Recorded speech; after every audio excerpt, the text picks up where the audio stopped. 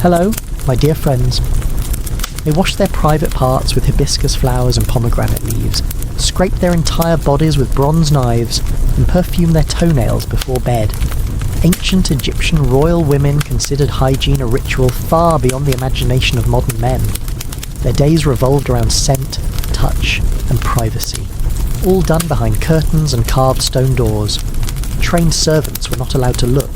Disposable linen was burned. Nothing was random, and everything smelled of power. Tonight, you will step gently into a world where cleanliness is not a habit but a royal duty, a sacred law. So before you get comfortable, take a moment to like the video and subscribe, but only if you really like what I do here. Now, dim the lights, maybe turn on a fan for that soothing background, and let's embark on this journey together tonight.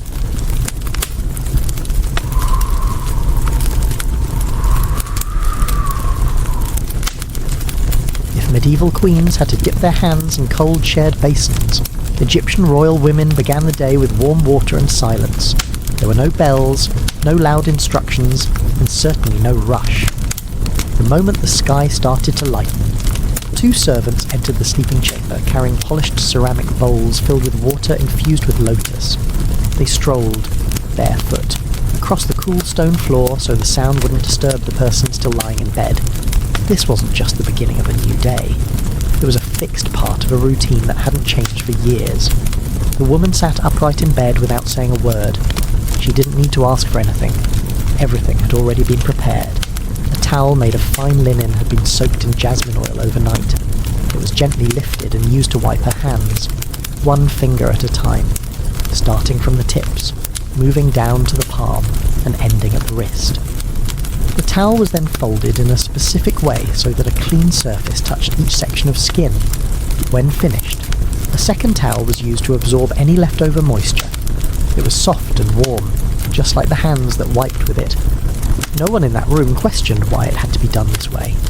That was the difference between habit and hierarchy. There was a cloth just for the left hand and another for the right. A mistake in order or handling wasn't just clumsy, it was disrespectful.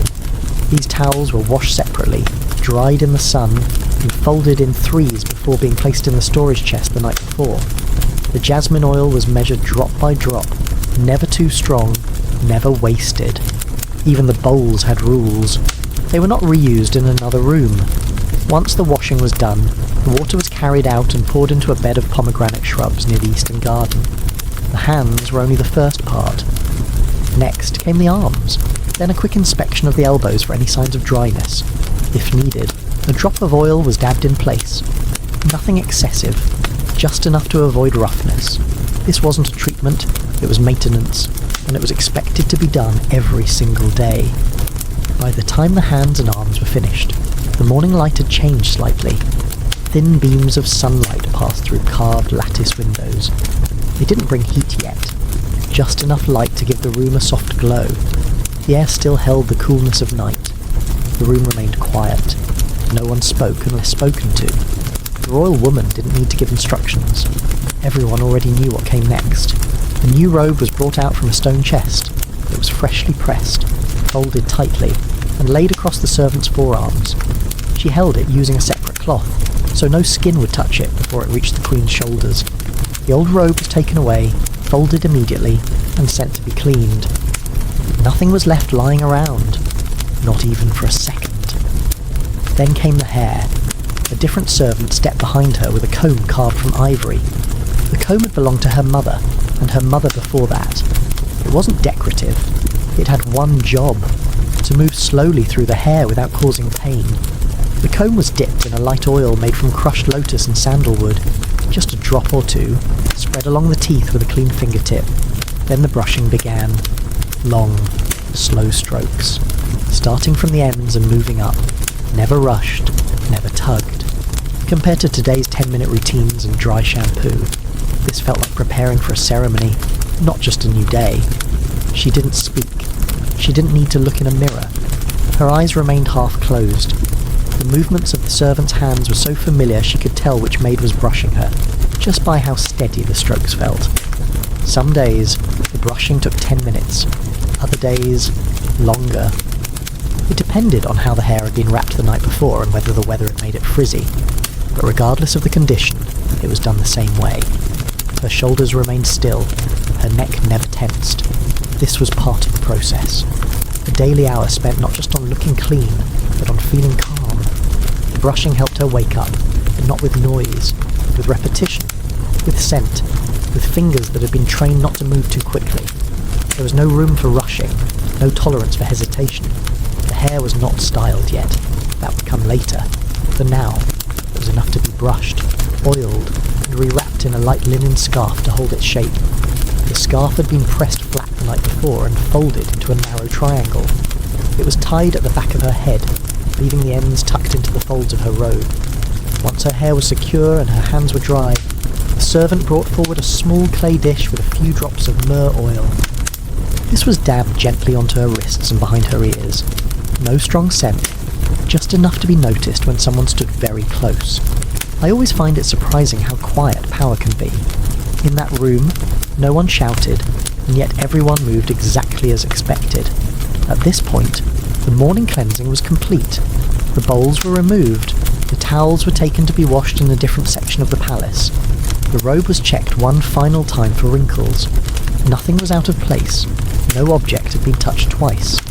The entire routine had taken less than an hour, but it had set the tone for everything that followed. There was no breakfast yet, no conversation, no official duties, just a body that had been made ready to face the day without needing to ask for anything. That was the mark of control, of routine, and of royal status. Today, some people get ready by scrolling through their phones. In ancient Egypt, someone else combed your hair while you kept your eyes half shut. Next, you'll follow her into the bath chamber, where a carved stone tub filled with oils, herbs, and flower water awaits in near-perfect silence. After the morning cleaning in her chamber, the royal woman did not go straight to her duties. Instead, she stepped into a different space, one intended for the complete cleansing of the body. It wasn't a public bathhouse or a communal washing room. It was a quiet, stone-walled chamber built deep within the palace, designed to stay cool during the heat of the day. Inside stood a shallow bath carved entirely from white limestone, smooth to the touch and slightly cool even in warm weather. The rim of the tub was wide enough to sit on, and the base was slightly sloped so that water drained slowly to one end. Along the outer walls of the tub were carvings of the goddess Isis. Her wings were outstretched, her face calm. These weren't decorations for beauty. They were meant to protect the bather and remind her that purification had a spiritual purpose. The bath itself was more than just a way to remove sweat or dust. It was part of what made her worthy of her role. Servants had started preparing the water before sunrise. It was not drawn from a well, but collected from ceramic vessels filled the night before and left to settle. Once poured into the bath, it was warmed with heated stones, not boiling, just warm enough to steam gently when touched. Into this water, the servants mixed a blend of ingredients: a few drops of lotus oil, a spoonful of honey, crushed mint leaves, thin slices of dried papyrus root. The scent was strong but not overwhelming. Lotus was the main note, sweet, floral, and slightly earthy. The honey thickened the water slightly, making it feel heavier against the skin. The mint gave it a sharp edge that cleared the air. The mixture was stirred with a wooden paddle until the oil floated in small swirls across the surface. The woman stepped into the bath slowly, holding onto a polished stone ledge that had been placed just for this purpose. She did not rush. She sat carefully, adjusting herself until the water came just below her shoulders. Her back leaned against the curve of the tub. Her eyes stayed open, but barely. The heat and the scent had a way of softening everything. There were no candles. The light came from a high window where sunlight filtered in through thin linen stretched across the opening. Modern spas try to offer this kind of calm, but they often forget the part where no one speaks and no one checks a phone. The servants stayed nearby but didn't watch. They prepared the next items instead. One held a long-handled ladle carved from acacia wood. Another readied a small jar filled with crushed barley grains mixed into a paste. A third set a cloth near the edge of the tub, folded into a perfect square. Everything was timed so that no step felt like waiting. The woman began by cupping water over her shoulders, letting it fall down her chest and back. Her hair had been rewrapped for this purpose. The cloth would be removed only after the first rinsing. When it was finally taken off, her hair fell into the water gently, and the oil began to loosen from the strands. The servant stepped forward, poured a slow stream of water over her head, and began to apply the paste to her scalp. The mixture was both cleaned and conditioned. It was left to sit for a few minutes while the body continued to soak. Afterward, the paste was rinsed off with clean water, not from the tub but from a separate jug. Everything was kept separate. Nothing touched the body more than once. Clean water followed clean hands. Dirty water was never reused. When the rinsing was finished, the woman rose slowly, and a soft cloth was draped over her shoulders. It absorbed the water without dragging against the skin. I sometimes wonder if anyone today would have the patience to sit in a bath that was prepared for hours, just to be used for 20 minutes. Once dry, the next stage began. Oil was applied from head to toe, not poured, but dabbed. A small ceramic dish held a blend of oils: sesame for strength, moringa for softness, a hint of cedar for scent. The gloved servant used both hands, moving from the back of the neck downward. Each stroke was slow. The oil was warmed in her palms first. It was never rubbed in, just pressed gently into the skin. The arms were coated first, then the back, then the chest and stomach. Each toe was seen to. Even the heels were oiled carefully. The goal wasn't to make the body shine. It was to keep the skin soft, unbroken, and protected from the dry desert air. The soles of the feet got a bit more attention, as they bore the weight of walking even inside palace walls. A second servant stood nearby with clean cloths, ready to blot any excess oil before it soaked into the bedding or robes. This process was done daily, sometimes twice. If the weather was hot or if the woman had to appear in court, it wasn't considered excessive. It was expected. Any member of the royal household who skipped the bath without reason would quickly be noticed. Skin that was too dry, too dull, or too uneven in tone raised quite a few questions. Was she tired? Was she ill? Was she slipping compared to that? Forgetting to moisturize after a shower feels like a minor offense. Once the oiling was complete, the woman remained standing for a few more minutes, just enough time for the skin to absorb what it could. A final cloth was brought to cover her loosely while she walked back to her room. Her hair would be dealt with later. For now, the body was clean, warm, and scented. The tub was drained slowly using a clay siphon. The used water was not poured out carelessly. It was taken outside, past the herb gardens, and poured into a special trench lined with sand and smooth stones. No one spoke. No one asked questions. They had done this every day, every week, for as long as they could remember. Next, she would sit before a mirror, not to admire her reflection, but to face the careful shaping of her eyebrows and the silent ritual of removing every stray hair. The oiling was finished, but the routine was far from over. After the bath, after the drying, and after the skin had fully absorbed its layer of warm oil, came the most delicate part of the morning hair removal. In ancient Egypt, smooth skin wasn't simply a matter of style, it was an expectation, especially within royal circles. Every visible patch of skin, from the ankles to the neck, was kept free of hair, not for decoration, not for ceremony, but for hygiene, clarity, and status. A separate room within the bath chamber was set up for this. It was smaller, dimmer, and cooler. The floor had a narrow channel that allowed water and residue to drain away easily. A low stone bench, covered in folded linen, was placed in the centre. The woman would sit upright, back supported, hands placed on her lap. She didn't need to speak or move. The servants already knew where to begin. The tools were simple but precise. A small bronze razor, narrow and slightly curved, lay on a cloth-covered tray. Next to it was a small ceramic bowl of warmed beeswax. A cloth bundle contained pieces of linen, heated earlier and kept under a cover to hold their warmth. These weren't random rags. Each cloth was cut to the same size and assigned to a specific area of the body. Some people today complain about shaving their legs once a week. Egyptian royals had parts of their bodies waxed daily, sometimes twice. The process started with the arms. A warm cloth was applied first to open the pores. Then, using a flat wooden stick, a thin layer of beeswax was spread across a section of the forearm.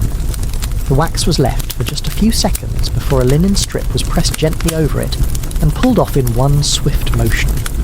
The skin beneath was immediately wiped with oil, a blend of sesame and calendula to reduce irritation. The process was repeated along the rest of the arm, then the other. Legs followed, calves, knees, then thighs, always in sections, always with the same rhythm. Apply, press, pull, clean, oil. The servants worked in silence. They had done this too many times to count. They moved from one limb to the next with focus, never hesitating, never breaking pace. Once the larger areas were finished, attention turned to the more sensitive regions. The nape of the neck, the back of the hands, the tops of the feet, even the knuckles. These were done with the bronze razor, not the wax. A small bowl of warm water was kept close, along with a fresh towel and a drop of scented oil used to clean the blade after every few strokes. I'm always struck by how methodical this all was. There was no part of the body that didn't matter. Nothing was left to chance. Even the areas just below the jawline were cleaned with a cloth after shaving. Then came the face.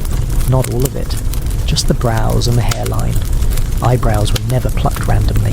They were shaped according to palace custom. Not too thin, not too sharp. The arch had to follow the curve of the cheekbone. A servant held a small copper mirror while another carefully shaved away stray hairs. No tweezers, only a tiny curved blade and a steady hand. The temples were next. Any fine hair that softened the face was removed in a smooth line from above the brow to the top of the ear. It wasn't dramatic, it was subtle, but it created a look that was unmistakably royal. If done well, it made the skin glow under sunlight. If done poorly, it showed right away in court. Each time a section was finished, a thin veil of oil was applied to protect the skin. The oil was made the night before, left to rest, and warmed slightly in the morning sun. A blend of castor and blue lotus, it left no strong scent, only the feeling of softness. The servant used her fingers to pat it into the skin, never rubbing. Compared to today's tweezing under bad bathroom lights, this was almost an art form. There were no mirrors larger than the hand, no vanity tables. Just silence, cloth, bronze, and oil. The only sound was the light splash of rinsing water, and the occasional flick of the blade being cleaned. If the skin reddened in any spot, a balm was applied immediately. If a servant's hand trembled, she would be replaced, but that rarely happened. Most had trained for this task since girlhood. The woman remained still throughout, not frozen, just patient. She had done this almost every day of her adult life. Her body knew the rhythm. Her breath slowed naturally when the blade passed close to her eyes. Her shoulders relaxed when the warm cloth returned. This was her quiet hour. No need to talk, no need to think. Just step by step, patch by patch. Once the work was done, she stood slowly, letting the oil settle into her skin. The bench was cleared. The used clothes were folded into a lidded basket and taken out immediately. The blade was cleaned again and then placed into its storage pouch, lined with dried mint. The wax was covered and set aside to be replaced later. Nothing stayed open or exposed. She hadn't dressed yet. That came later. For now, she stood near a low window to cool. The skin was soft, bare, clean. No dust, no hair, no residue. Just smoothness from ankle to eyebrow. It was not about looking young. It was about looking finished. Today, hair removal is a personal choice. In the royal chambers of ancient Egypt, it was part of being presentable. Next, she would choose her linen for the day, but not before inspecting each piece for its shade of white, because in the palace, even the colour of your towel could signal your place. Once her skin had been cleaned, dried, oiled, and shaved, there was one final detail to attend to before clothing could begin. It wasn't perfume, nor jewellery, it was linen, clean linen, the kind that didn't smell of anything except sun and air. In the palace, linen wasn't just fabric, it was part of the language of cleanliness. Each towel, wrap, or undergarment had its own rule, and each piece said something about the woman who used it. The towel for her face was different from the one for her hands. The towel for her hands was different from the one for her arms. Nothing overlapped, not because the body was dirty, but because the system demanded separation. Towels had specific duties, and the whiter the towel, the more refined it was thought to be. Whiteness showed effort, It proved that the person using it had the time, servants, and patience to keep fabric as pale as possible in a dusty world. The linen was not dyed. There were no fancy borders, no threads of colour, no embroidery. Just layers of almost translucent cloth, smooth and feather-light. The most prized were made from fine flax harvested during specific months of the year, soaked and beaten until the fibres felt like soft paper. When folded, these towels stacked almost silently. They made no sound when touched. They held no stiffness. Modern households have colour-coded towels for convenience. In ancient Egypt, everything was white because anything less showed you weren't trying hard enough. Each morning, a servant opened a stone chest built into the wall of the bathing room. Inside were stacks of fresh towels, wrapped the day before. Every layer was folded the same way, not too tight, so the fabric could breathe, not too loose, so it would not wrinkle. The towels were arranged by use. One pile for the face, one for the hands, one for the full body after bathing. These piles were never confused, not even by accident. The towels were counted every day. A record was kept, not for security, but for routine. If one towel went missing or was misplaced, the senior maid noticed. It wasn't about punishment, it was about control. A lost towel meant something had gone wrong in the sequence, and if the sequence was off, the routine was off. In a palace built on repetition, even one missing towel was a ripple. After use, the towels were not left on the floor or tossed in a corner. They were placed in a low basket lined with thick linen. This basket was carried out within minutes. A second team of servants, working outdoors, took over from there. Each towel was soaked in water mixed with dried soapwort, then scrubbed gently by hand against polished flat stones. No tools, no brushes, just hands and movement. Rinsing came next, then drying. But drying didn't happen in the shade. The towels were laid flat under direct sunlight, stretched over ropes tied between palm trees, or over smooth drying boards. The sun bleached them naturally. The heat softened them, once dry. They were shaken gently, folded while still warm, and placed in a separate chest to rest overnight before being used again. I sometimes think the towels received more care than most people today give their skin. The storage chest was made of stone, not wood. It stayed cool even in summer. The chest was lined with cedar shavings and bundles of dried mint to keep insects away and add a light, natural scent. The towels never smelled musty. They smelled like wind and stone. The woman who used them didn't need to ask about their condition. She knew they would be soft, dry, and warm. Every few weeks, the least white towels were removed from service, not because they were dirty, but because their brightness had faded slightly. These were given to junior staff or used for cleaning floors or benches. New towels replaced them. There was no ceremony to it, but the logic was clear. Royalty did not use things that looked tired. The highest grade of linen was saved for the woman's personal use. It was lighter, thinner, almost sheer in certain lights. When held up, it seemed to glow. These towels were harder to clean, easier to damage, and more expensive to replace. But they were always used first, never saved. Because in the palace, appearance mattered more than longevity. Compared to that, most of us today are lucky if we remember to wash our towels once a week. The towel touched her skin for only a moment before being returned to the servant's hands. It was not used twice, even if dry, even if clean. Once it touched the body, its purpose was finished. That was the rule. She would not wipe her face with something that had touched her shoulder. She would not dry her arms with something that had touched her leg. It wasn't fear, it was protocol. There was comfort in that predictability. Knowing each towel had been seen to, each fold is inspected, each piece of cloth is placed in its exact spot. The system made things easier, not harder. It removed the need to choose. It allowed her to move through her morning with confidence that every piece of linen had already been cared for. At last, when the drying was done and the oil had settled into the skin, the woman would sit briefly near the window to cool. The breeze moved through the carved stone slats. The air smelled of fresh cloth and distant myrrh. Her hands rested in her lap. Her face was clean. Her hair was bound. The towels had done their job. It amazes me that in a world without soap bars or laundry machines, they still manage to keep everything cleaner than we often do now. Next, will watch as her wig is brought out, combed with ivory and perfumed before it touches her head, because even her hair had a routine of its own. Before the day could begin outside the walls of her chamber, there was still one more task to complete. The wig. It was not tossed on like a hat or fastened in a hurry. It was treated as an extension of her identity. No one in the royal household wore their natural hair in public, not even the youngest princesses. Natural hair was too unpredictable, too vulnerable to heat, dust, and sweat.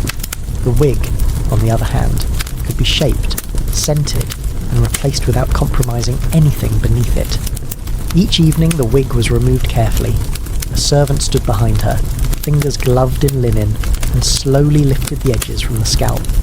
The inner cap was made from soft, woven flax, shaped to match the curve of her head. Once removed, it was placed on a carved wooden stand with a rounded top to hold its form. The stand sat on a low table near the back of the chamber, shaded from sun and wind. Before being put away for the night, the wig had to be cleaned, not with water. Water was never used on royal wigs. Instead, a dry powder was applied, made from ground sandalwood mixed with crushed rose petals and a touch of myrrh. This powder absorbed oils and freshened the strands. The scent was subtle but steady. It reminded anyone who walked past that this was not hair, but something curated. The powder was sprinkled lightly over the wig and brushed through using a wide-toothed comb carved from ivory. The ivory was old. Most of these combs were passed down within the household. The one used on her wig had floral patterns carved into the handle and teeth so smooth they could glide through tightly woven strands without pulling. Modern detangling sprays have nothing on a well-balanced ivory comb and a handful of perfumed powder. The brushing took time, at least 15 minutes, sometimes longer. The servant used long, steady strokes, lifting sections of the wig and shaking out excess powder as she went. She held the base with one hand to avoid tugging at the cap. Every strand was meant to fall in its proper place. Any stray fibres were clipped away, tied with thread, and stored separately in a small clay jar. Nothing was thrown out carelessly. Even shed hair had its use in repairs or ritual. The cleaned wig was then covered with a thin linen wrap to keep dust off overnight. In the morning, before it could be worn again, it was checked, brushed once more, and lightly sprayed with oil. The oil came in a small jar with a narrow spout. Just a few drops were warmed in the palm of the servant's hand and patted into the base of the wig. Another drop was rubbed along the outer layer to give the strands a slight shine. The scent varied depending on the day. Some mornings it was blue lotus, other times frankincense or cedar. The wig was then lifted with both hands and placed carefully on the royal woman's head. It was adjusted slightly, the edges tucked under, the fit checked by touch alone. A silk band might be tied around the crown if the day's events called for formality. If not, the wig remained plain, its scent doing the speaking. I find it oddly reassuring that something so quiet and personal could be repeated every day without anyone needing to explain why it mattered. Not every wig was the same. There were several to choose from. Some are short and layered, others long and braided. Some had gold beads woven into them, but those were kept for religious ceremonies or court appearances. The daily wig was simple, dark, and firm. It held its shape but never looked stiff. The colour was often a deep black with hints of brown, made from dyed human hair mixed with fine thread. Only one person in the chamber was allowed to handle the wig directly, the brushing servant. If she were ill or away, the wig would stay unworn. There were no substitutions, no rush to replace her. The trust built between hand and head was not given lightly. The comb itself was kept in a fabric pouch sewn from old linen robes. Inside the pouch was a small sachet of dried lavender and crushed mint. These herbs helped preserve the ivory and left a trace of scent on the comb. The pouch was stored in a lacquered wooden box, along with spare hair ties and the powder mix. No one opened this box without permission. It was as personal as clothing, as protected as jewellery. Every few weeks, the wig was reconditioned. This involved steaming over warm cloths and reapplying oil blends to the inner cap. It was also when any damaged strands were removed and replaced. The process could take hours, but it was always scheduled on quiet days. No one rushed a wig, not in the palace. Compared to modern hair routines full of sprays, dryers and styling tools, this was low-tech but incredibly precise. The royal woman never touched the wig herself, not out of pride, but out of habit. It simply wasn't part of her role. The moment it touched her scalp, it became part of her presence. The scent it carried was hers. The shape it held became her image for the day. If it was slightly off, someone would notice. If it smelled too strongly, it would be corrected. But if done right, the wig settled without effort. It moved when she walked, but never shifted. It caught the wind slightly, but never tangled. From across a room, no one could tell it wasn't her real hair. Up close, they wouldn't care. It was clean. It was shaped. It was hers. As she rose from her seat, the servant stepped back. The powder had done its job. The oil had sealed the fibres. The scent had begun to release into the air. Even something not alive could be treated with more care than most living things get today. Next, she would turn to another part of her body rarely spoken about but carefully maintained. A place cleaned with warm herbal solutions, exact ratios, and quiet skill. Once the wig was set and the outer appearance carefully arranged, attention turned inward again. There was one part of the royal routine that received just as much care, though it was spoken of less and carried out with more discretion. It was the cleansing of the most private area of the body. This task was never ignored, never left to chance, and never treated casually. For Egyptian royal women, intimate hygiene was handled with its own set of tools, ingredients, and quiet expertise. The cleansing took place in a separate section of the chamber, closed off with curtains made of thick linen. There were no mirrors, no perfumes, just stone, cloth, and warm water. The main tool was a shallow stone basin, carved from smooth granite and polished to avoid sharp edges. It was not placed directly on the floor, but raised slightly on a low wooden platform. Next to it was a smaller bowl, used to hold the herbal solution. A folded towel, freshly cleaned and still warm from the sun, rested nearby. The solution itself was made fresh every morning. No two batches were exactly alike. The ingredients remained constant. Pomegranate leaves were crushed first. Their juice had astringent properties that made them ideal for reducing irritation. Hibiscus petals were dried, then ground into a fine powder. A small pinch of mineral salt, collected from the edge of the Nile, was added for its antibacterial effect. These three ingredients were mixed with warm water, stirred with a wooden stick, and left to settle for several minutes before use. In modern times, people rely on store-bought products with long ingredient lists. Back then, they trusted leaves, petals, and salt to do the work. The servant assigned to prepare the mixture had been trained carefully. She knew the proper ratio by touch and by scent. Too much salt could sting. Too little pomegranate made the solution ineffective. The colour, texture, and temperature were all checked before it was considered ready. Only when she was satisfied would she pour it into the small application bowl and carry it to the inner chamber. The woman being cleansed remained seated on a low stool with slats, legs slightly parted, covered from the waist down by a loose linen cloth. She did not need to speak. The servant washed her hands in a separate basin, dried them on a clean towel, and put on gloves made from soft, woven flax. Then, using a folded cloth dipped in the herbal solution, she began the process. The motion was slow and careful, one stroke per cloth. Each wipe was done in a single direction. The cloth was discarded into a covered basket after use. No area was cleaned twice with the same fabric. After 3 or 4 passes, a fresh cloth would be used to dry the skin. Another drop of warm water, now mixed with just hibiscus and a touch of honey, was applied for cooling. Once finished, the entire area was patted dry and dusted lightly with crushed rose powder, not for scent, but for its calming properties. The cloth used to cover the body was replaced, and the woman stood slowly, without needing assistance. The basin was emptied, the bowls rinsed, and the towel sent out for immediate washing. I've always found it impressive how something so intimate was handled with such precision and without embarrassment.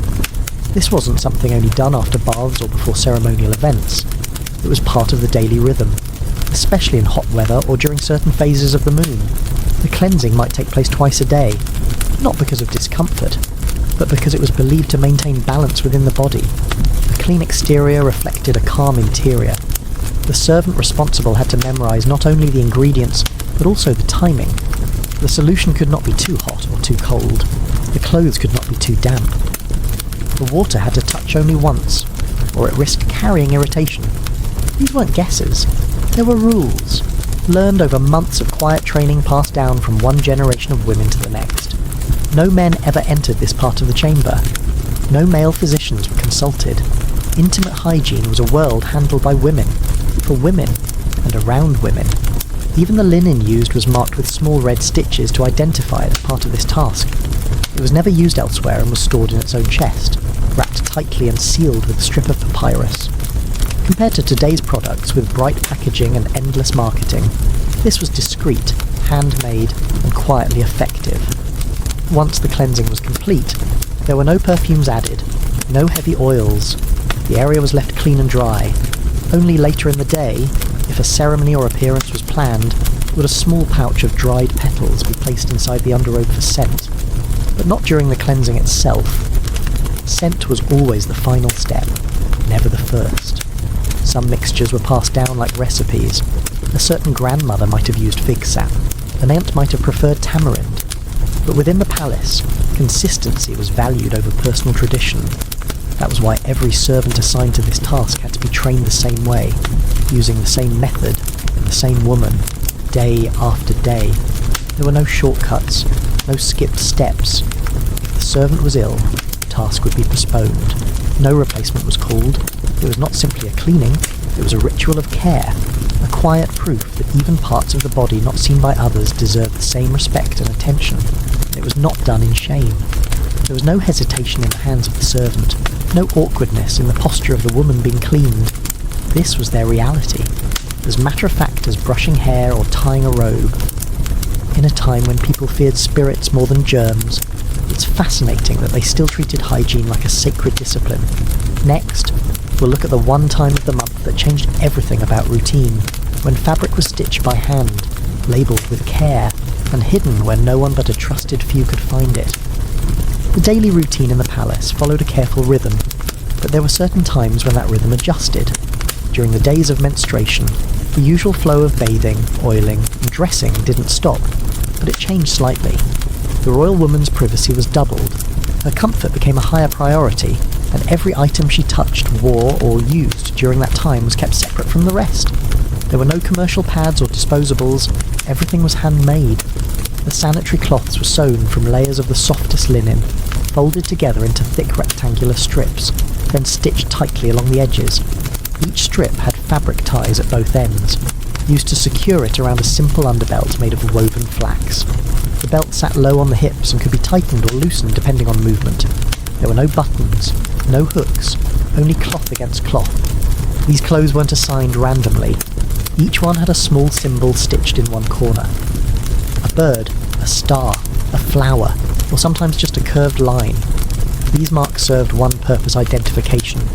That way, the ones used by one woman were never confused with another's. It wasn't just a matter of cleanliness, it was a sign of respect. Everyone had their own set. Today, products come in different colours and wrappers. In ancient Egypt, a stitched star told you which cloth belonged to you. The clothes were stored in a separate wooden chest lined with papyrus and dried herbs. The lid fit tightly, and the inside smelled faintly of mint and cedar. Nothing was left open to the air. The clothes were folded in stacks of 10, each stack wrapped in a square of plain linen and secured with a simple cord. Every week, the stacks were checked, counted, and replaced as needed. Any that showed signs of wear were retired without ceremony. When in use, the cloth was positioned, tied, and checked for comfort. It had to sit snugly without slipping. During the day, if needed, it was replaced every few hours. The used ones were not left anywhere visible. They were placed directly into a clay jar with a fitted lid. This jar was kept in a niche in the bathing area, shaded and out of sight. Once the day ended, the contents of the jar were taken out carefully and washed separately. The washing process followed its own rules. These clothes were never mixed with other laundry. Not towels, not robes, not even undergarments. They were scrubbed by hand using a mixture of warm water and powdered soapwood. Then they were rinsed 3 times in separate basins. After that, they were laid out to dry in a hidden part of the palace courtyard, behind a high stone wall where no visitors passed and no other laundry was ever hung. I find it oddly dignified that even menstrual cloths had a place, a method, and a silence of their own. Once dry, the clothes were inspected. Any thread out of place was trimmed. If the ties began to fray, they were restitched immediately. No part was allowed to look worn or neglected. The clothes were then folded and returned to the personal chest, ready for next time. Everything moved without fuss. No announcements, no embarrassment. Just a quiet task, done by people who'd done it many times before. The royal woman didn't handle these clothes herself. She didn't need to, but she did know where they were stored, how they were cleaned, and who was responsible. That knowledge mattered. If the wrong cloth was used, or if the drying was done too close to other items, it was noted, not scolded, just corrected. There was also a small record kept by the supervising maid. A simple chart on papyrus marked the days of each woman's cycle. This wasn't shared outside the room, it wasn't discussed in the open, but it helped with planning. Baths were adjusted, outfits were chosen with comfort in mind. Long ceremonies were avoided when possible. And when it was not possible, the woman simply dressed carefully and walked a little slower. The belt used to hold the clothes was washed just as carefully. After each use, it was wiped clean with vinegar and then dried in the sun. It had no decoration. No one ever saw it. But it was treated like everything else with attention. Compared to today's options of pads, tampons, and apps, this was a quiet system made of thread, herbs, and routine. These days were not seen as shameful or unclean, but they did require more care. The body needed gentler handling. The oil used after bathing was switched to a softer blend. The wig might be left off. A thinner robe might be chosen. No perfumes were added. Nothing strong touched the skin. Food was also adjusted. Herbal teas replaced spiced wine. Cooling fruits were brought to the chamber. Foot soaks were offered before bed. A bit of honey was stirred into warm water to ease cramps. It wasn't spoken of as treatment, just kindness. No one mentioned the blood directly. It was referred to only in terms of timing. The phrase used was the quiet days. Everyone knew what it meant. Nothing had to be said. The clothes, the belt, the jar, the schedule. They said enough. And when the days passed, the clothes were cleaned one final time and placed back into their box. The belt was wrapped and stored. The jar was scrubbed and left empty. The woman resumed her normal pace, and the servants, as always, prepared for the next time without a word. Even in the most private parts of life, ancient Egyptian women were given tools that worked, routines that lasted, and space to be themselves. Next, we'll follow the first taste of morning as it reaches the mouth, not with sweet fruit, but with a strange grey powder made from eggshell ash and tree roots. Before any words were spoken, before breakfast or morning visits, the mouth had to be cleaned. This was not a matter of luxury or scent. It was part of the expectation. No member of the royal household began their day with stale breath or dry tongue. It wasn't allowed. Not in the presence of servants, not during offerings, and especially not when facing scribes or advisors. Cleanliness in the mouth mattered just as much as cleanliness on the skin.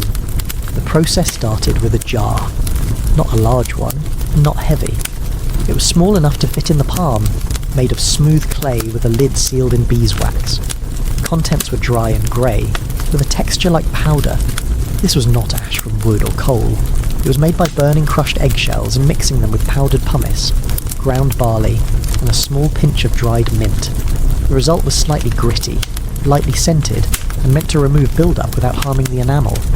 The woman did not use a finger or a brush. A thin wooden stick, smoothed at one end, served as her tool. The end was dipped into the powder, just enough to collect a pinch. Then, slowly, and with even pressure, the stick was rubbed along the front of the teeth, then the back, then each side. No foam, no sweet flavour, just the sensation of powder and wood moving over bone. Compared to modern toothpaste with stripes and sparkle, this was plain, chalky, and surprisingly effective. Each part of the mouth had its turn. The stick was wiped clean with a linen square between passes. The powder was reapplied only after the first layer had been brushed away. The goal was not freshness, but removal. Food from the night before. Oils from the mouth's own working. Even sleep left a taste that had to be cleared. Once the brushing was done, a second jar was opened. This one held clear water infused with fresh mint and dried marjoram. It had steeped overnight and was poured into a small cup before use. The woman took a sip, swirled it through her mouth, then spit it into a covered bowl made of alabaster. This bowl was lined with linen and emptied after every use. It was never left uncovered, not even for a moment. After rinsing, a final step remained. From a tray nearby, the servant offered a bundle of small sticks, tied together with flax string. Each stick was about the length of a finger and had been softened by soaking in warm water. The woman selected one and began to chew gently. The tip began to fray, creating soft fibres that worked between the teeth. These sticks came from a specific plant, known for its bitter taste and cleansing effect. She chewed, not hurriedly, but just enough to feel the fibres spreading. Then, once satisfied, she held the stick in her mouth for a few more moments before removing it and placing it into a separate bowl. This stick was used only once. It was then dried and later burned with discarded herbs in the palace fire pit. I think it's interesting how the mouth, which most people ignore until something goes wrong, received so much daily attention in ancient Egypt. There were no mirrors involved, no measuring spoons, just smell, touch, and habit. The servant preparing the powder had memorized the mixture by feel. Too much pumice made it too abrasive, too much mint and the taste became distracting. The ratio had to be adjusted depending on the weather. On humid days, more barley was added to keep the powder dry. On cold days, a few drops of clove oil were stirred in for warmth. The powder was made weekly.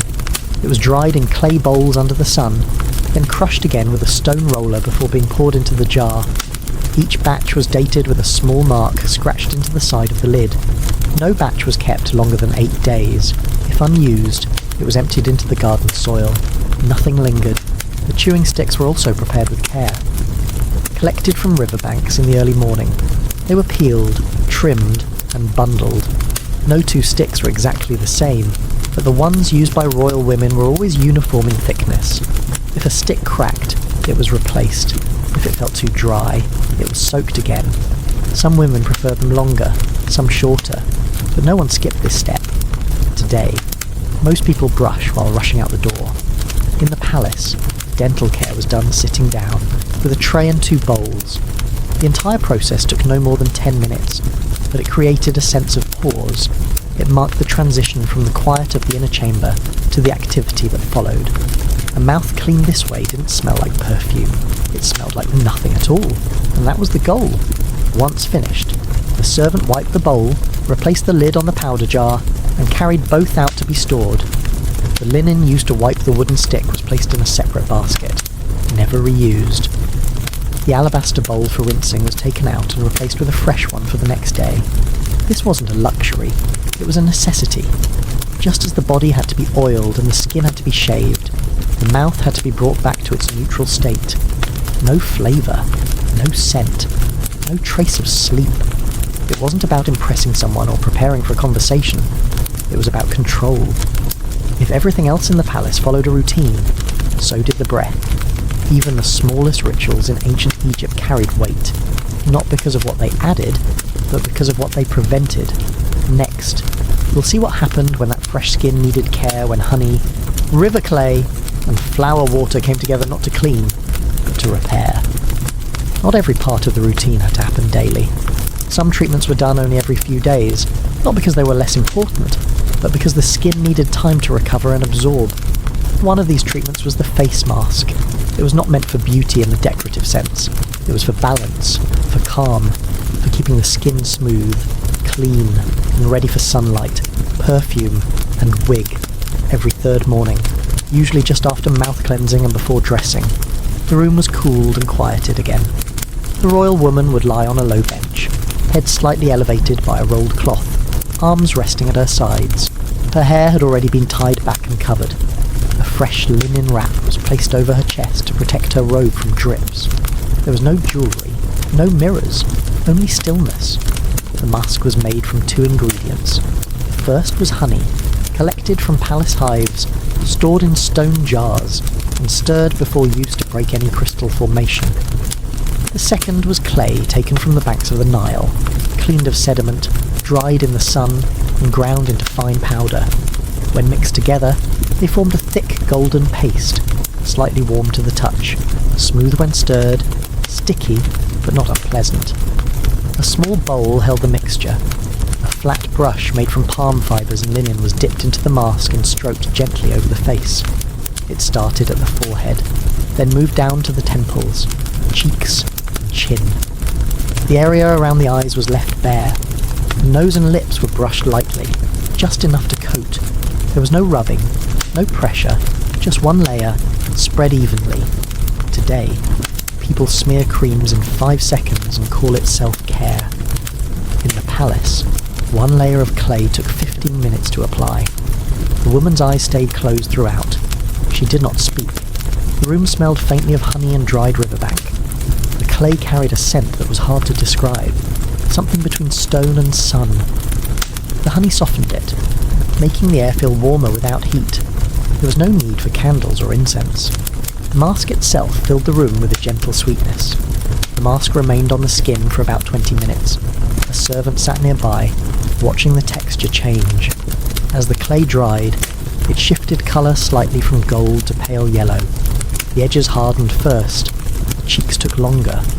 When the surface began to crack near the chin, it was time to remove it. A separate bowl of cool flower water was brought forward.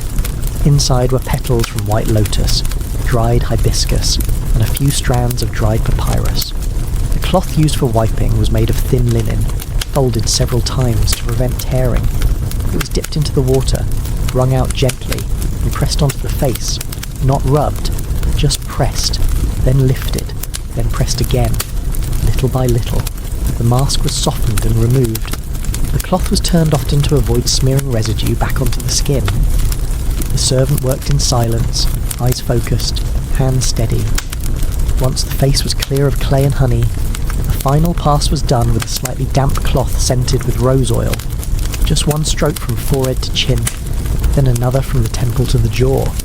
I've always liked how they didn't rush to see results. The ritual was the result.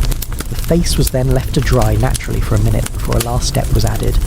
A small flask of scented water, made from steamed flowers and herbs, was sprayed lightly across the skin. It was not a perfume. It left no visible trace, but it calmed the skin after the clay. The spray came from a reed tube, pinched at one end to control the mist. 2 passes were enough. No dabbing afterward. The skin absorbed what it needed. The woman remained lying down for a few more minutes, letting the scent settle and the moisture fade. Her breathing stayed slow. Her face had no powder, no paint. It was bare, but not exposed. The skin looked calm, not glowing. Just at ease. If someone had entered the room then, they might not have noticed anything different. But to those who performed the ritual, the difference was clear. The mask was not applied daily for a reason. Too much would irritate the skin. The balance came from spacing. Every 3rd day, the face had time to reset, to breathe, and to restore its softness. And because the ingredients were fresh and made in small batches, there was no waste. If the mask wasn't used, it was discarded into the herb garden to feed the soil. Compared to modern routines filled with 10-step products and glass bottles, this was 2 ingredients and 1 brush. But it worked. The brush was rinsed, dried in the sun, and placed back in its pouch. The bowl was wiped and returned to its shelf. The linen cloths used for removal were washed immediately and never reused on the same day. The reed spray was checked and refilled as needed. Everything had its place, its rhythm, and its end. The woman sat up slowly, face still uncovered, eyes half closed. She did not touch her skin. She did not ask questions. Her body knew what came next. Her skin had been given what it needed. There was nothing more to do. And so, as the servants prepared the day's garments, and the trays of perfume were brought in, the final traces of the mask faded gently into the room. Even without a mirror, she knew her face was ready, and that was enough. Next, we'll turn from skin to fingertips, where nails were cut, polished, oiled, and sometimes even covered in gold. Hands were never the focus of attention in court, but they were always noticed. A raised cup, a wave, a quiet gesture toward a servant. These small movements made the fingers visible, and in royal life, visibility required preparation. The care of the hands, especially the nails, was treated with the same detail as the face and hair. It wasn't about luxury, it was about maintenance, a signal that nothing on the body had been left to chance. The morning hand treatment began after the skin had rested and the face had dried from the mask. The royal woman sat near the window, arms resting on a linen cloth spread across a wooden board. Natural light was important for this task. It showed the smallest blemish. The servant assigned to care for her hands began by inspecting each finger. The nails were trimmed with a flat copper tool, sharpened weakly. The shape was kept simple, no curves, just straight edges with soft corners. After trimming, the nails were filed using a smooth stone. Not coarse, not gritty, just enough texture to wear down rough edges. The stone had been soaked in oil and dried to reduce friction. Each nail took several passes. The servant moved in one direction only, never back and forth. The goal was not shine, but smoothness. Today's nail salons might promise perfect polish, but in ancient Egypt, perfection meant being able to see no lines at all. Once the nails were shaped, they were cleaned with a thin stick wrapped in linen. Any dust or leftover debris was wiped away. Then came the dye. A small dish held henna paste, mixed earlier that morning. The paste was reddish-brown, thick like honey, and slightly fragrant. Each nail was coated with a small dab, shaped into an even circle that stopped short of the cuticle. No flooding, no streaks, just a soft colour applied slowly. The henna stayed on the nails for several minutes. During that time, the woman stayed still. Her hands rested on a low cushion, fingers slightly spread. Once the paste began to dry and crack at the edges, the servant used a soft cloth to lift it away. The nails beneath now had a soft orange-red tint. Nothing bright, just a gentle hue that caught the light without calling for attention. After the colouring came the oiling. A small bowl of oil, made from pressed sesame seeds and thickened with tree resin, was warmed slightly in the sun. The oil smelled faintly of nuts and sap. The servant poured a few drops into her palm and began massaging it into each hand. First the knuckles, then the fingers, then the base of each nail. The massage was slow, firm, but not rough. It helped blood flow and softened the skin. I've always thought it said something that even the skin between fingers received more care than some people's faces do today. The oil left a thin sheen on the skin. It wasn't sticky, and it didn't drip. It soaked in slowly as the woman sat without moving. Her fingers were stretched, turned slightly, then laid flat again. A dry cloth was placed nearby in case of excess oil, but it was rarely needed. The hands were expected to absorb it all. For some noble women, especially those who appeared often in public, a final detail was added. Thin nail covers made from gold leaf were fitted over each finger. These weren't thick or decorative. They didn't sparkle. They followed the shape of the nail exactly and curved slightly over the tip to protect the edge. They were worn not to impress, but to preserve. A polished nail could chip from daily use. The gold prevented that. The nail covers were held in place with a small band that circled the top of each finger. The bands were made of soft copper wrapped in silk thread. They didn't pinch, they didn't leave marks.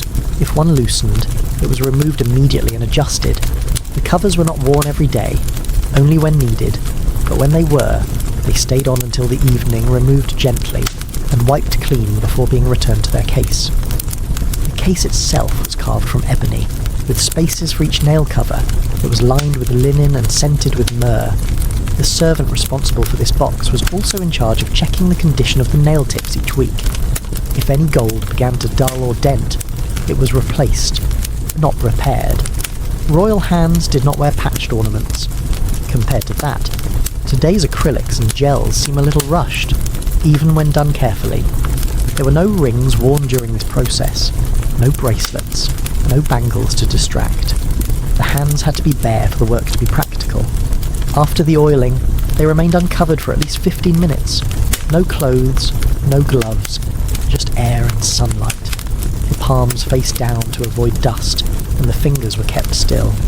The goal was not glamour, it was a presentation, a hand that looked healthy, clean, and calm.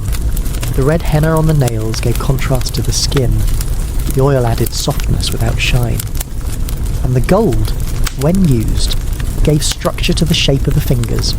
It was a small part of the body, but it moved in every conversation. It poured water, lifted scrolls, and accepted offerings, and so it was trained, shaped, and preserved. Once the treatment ended, the cloth was folded, The oils returned to their covered bowl, and the stone file was wiped clean. The servant stepped back. The woman flexed her fingers once, just to feel the looseness of the joints. Then she stood. Her hands moved without effort. Her fingers didn't stick. Her nails didn't catch. Even if no one else noticed, she would know her hands were exactly as they should be. Next, we'll follow her as she leaves her chamber, carrying something no one else could see but everyone could sense. A tiny scented pouch tucked into the folds of her robe. Once her hands had been oiled and her nails had settled into their gentle red hue, the final personal detail before stepping into public was added. It was not a ring, not a brooch, not even a piece of cloth. It was something small, something almost invisible, but always present, a scent pouch. This little object was more than an accessory. It was a part of her identity.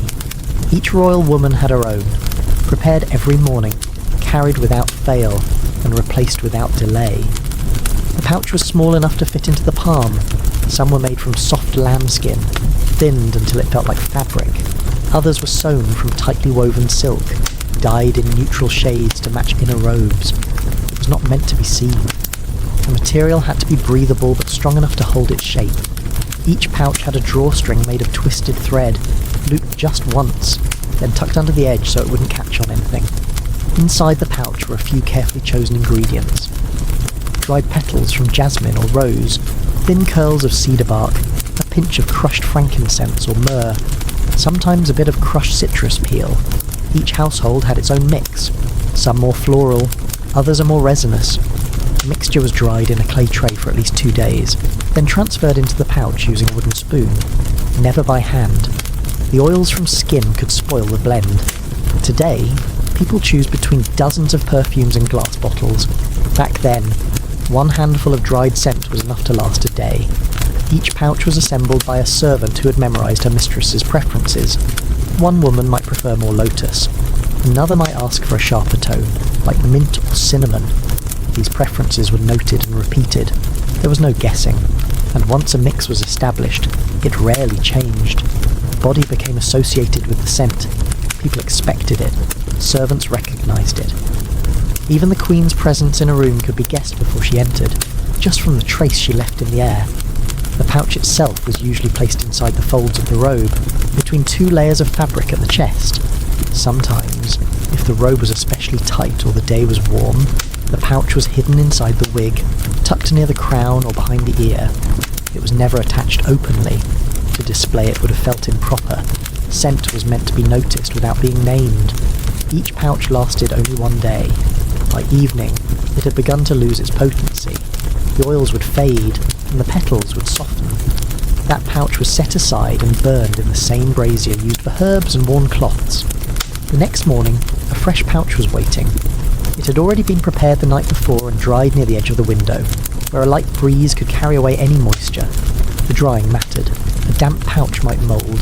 A wet one would stain fabric. The balance had to be exact. The pouch had to be dry enough to hold its shape, but soft enough to bend slightly under touch. If it crumbled, it was remade. If it felt stiff, it was discarded. Only the best ones were chosen for the woman's morning routine. I find it strangely comforting that even a detail so small had its own rules, its own method, and its own daily rhythm. There were extra pouches stored in a cedar box near the dressing area. Each was wrapped in a linen square to preserve the scent. A label, written in ink on a strip of papyrus, marked the date of its preparation. These pouches were never touched once placed in storage. Only the servant with scented gloves could handle them. It wasn't superstition, it was practice. Too many hands meant too many chances to ruin something fragile. Even when the woman moved between rooms or buildings, the pouch stayed with her. If her robe was changed, the pouch was transferred. If her wig was adjusted, the pouch was checked. If she sat close to someone in conversation, they might not see the pouch, but they would catch the scent. Not loud, not perfumed, just familiar. The scent did more than please others. It kept the woman grounded, in long ceremonies where movement was restricted, in court gatherings where voices blurred.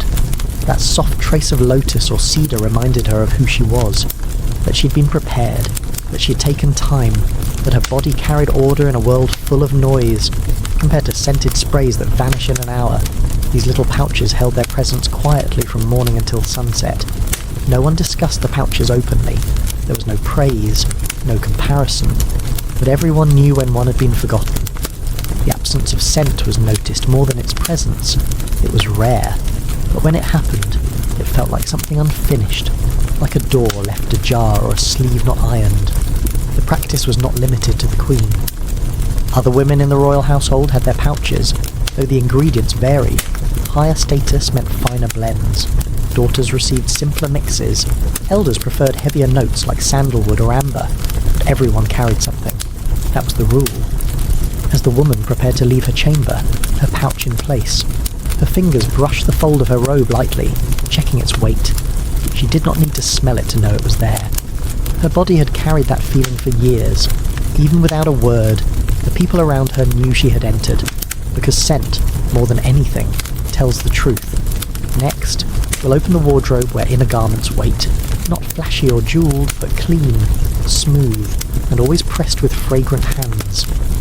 Once the robe had been smoothed and the pouch of scent was tucked into place, there remained one final task before the royal woman was ready to appear. It was the treatment of body odour.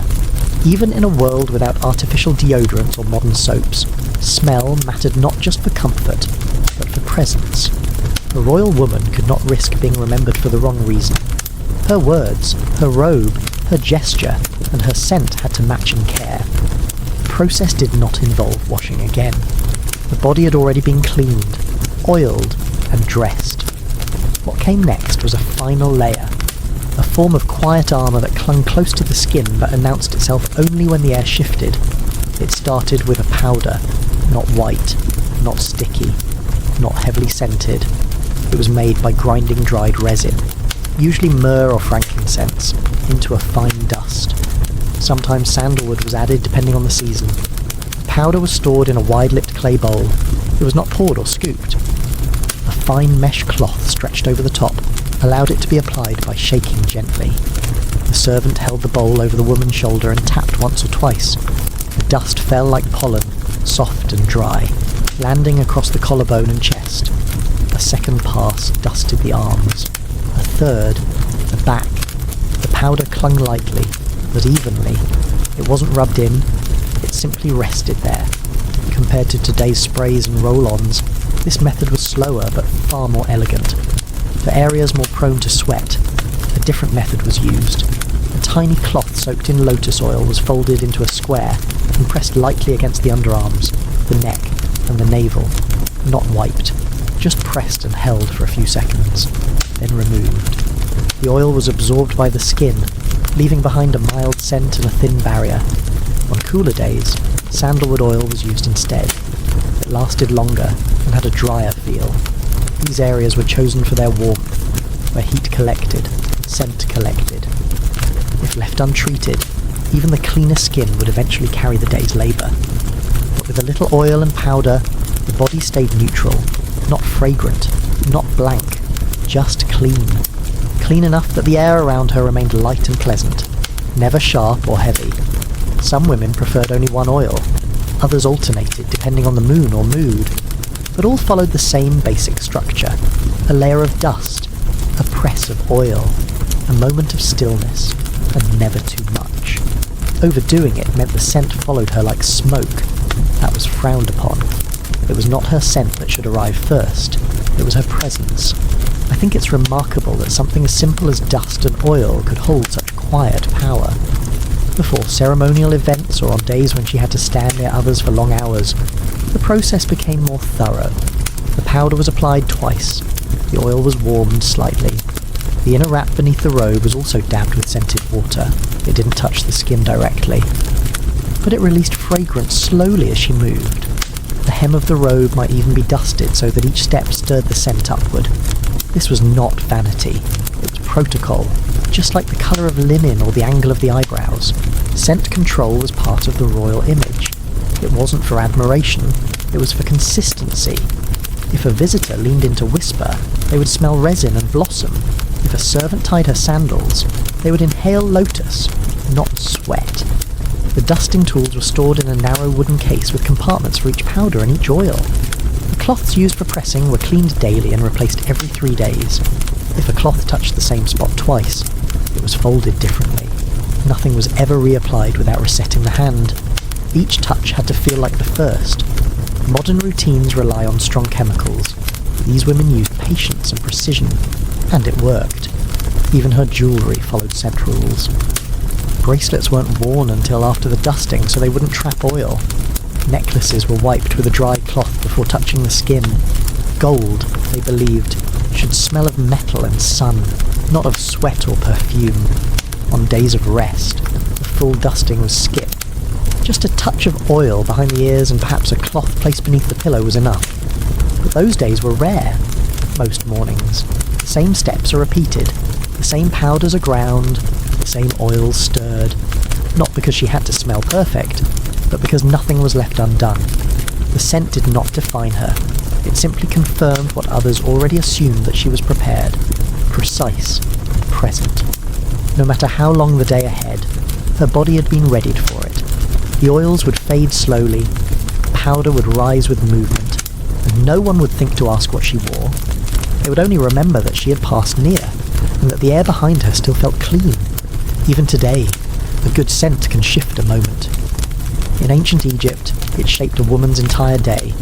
Next, we'll follow her into the most private room of all, not the bath, not the dressing space, but the one place no visitor ever saw. The royal toilet was built from stone and cleaned with care. Once the robe had been smoothed and the pouch of scent was tucked into place, there remained one final task before the royal woman was ready to appear. It was the treatment of body odour.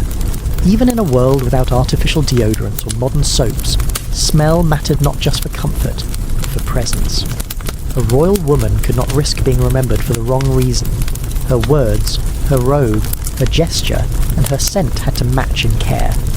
The process did not involve washing again. The body had already been cleaned, oiled, and dressed. What came next was a final layer, a form of quiet armour that clung close to the skin but announced itself only when the air shifted. It started with a powder, not white, not sticky, not heavily scented. It was made by grinding dried resin, usually myrrh or frankincense, into a fine dust. Sometimes sandalwood was added depending on the season. The powder was stored in a wide-lipped clay bowl. It was not poured or scooped. A fine mesh cloth stretched over the top allowed it to be applied by shaking gently. The servant held the bowl over the woman's shoulder and tapped once or twice. The dust fell like pollen, soft and dry, landing across the collarbone and chest. A second pass dusted the arms. A third, the back. The powder clung lightly, but evenly.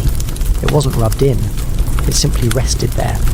Compared to today's sprays and roll-ons, this method was slower but far more elegant. For areas more prone to sweat, a different method was used. A tiny cloth soaked in lotus oil was folded into a square and pressed lightly against the underarms, the neck, and the navel. Not wiped, just pressed and held for a few seconds. Then removed.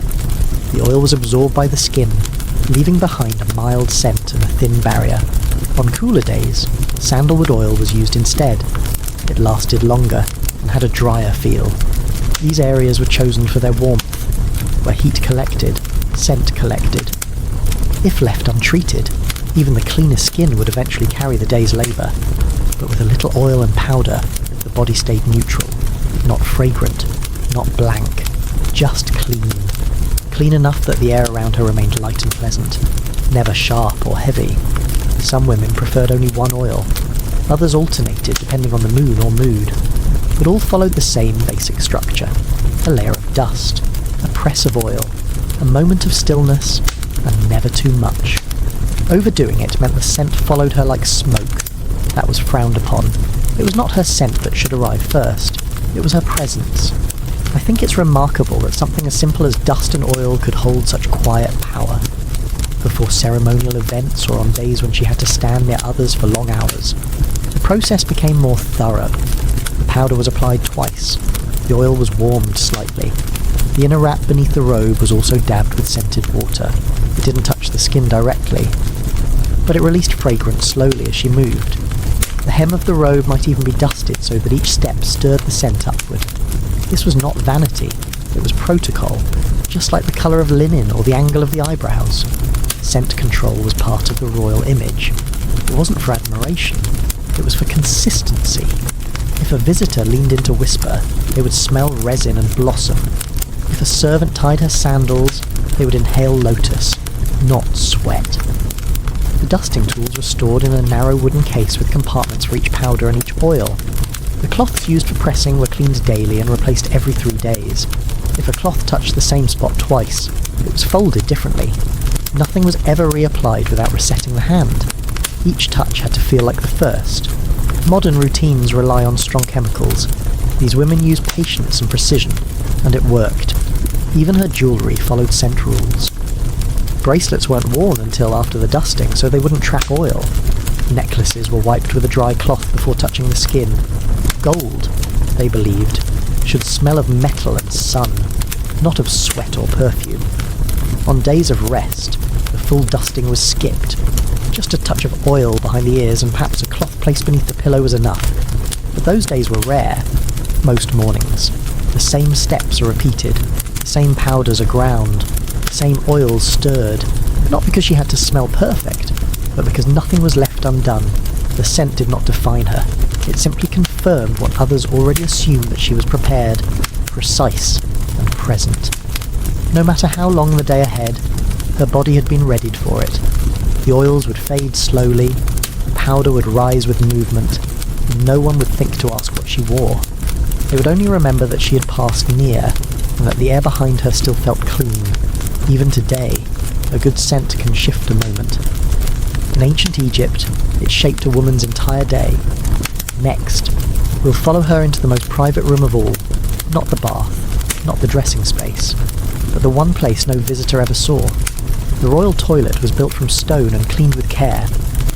There was one part of the royal woman's daily life that remained completely hidden, yet it was never neglected: the private latrine. Not a grand chamber, not a decorative space, just a small, enclosed room built close to the bathing area, designed for one function only. It was not talked about outside the walls of her chamber, and no outsider ever stepped inside.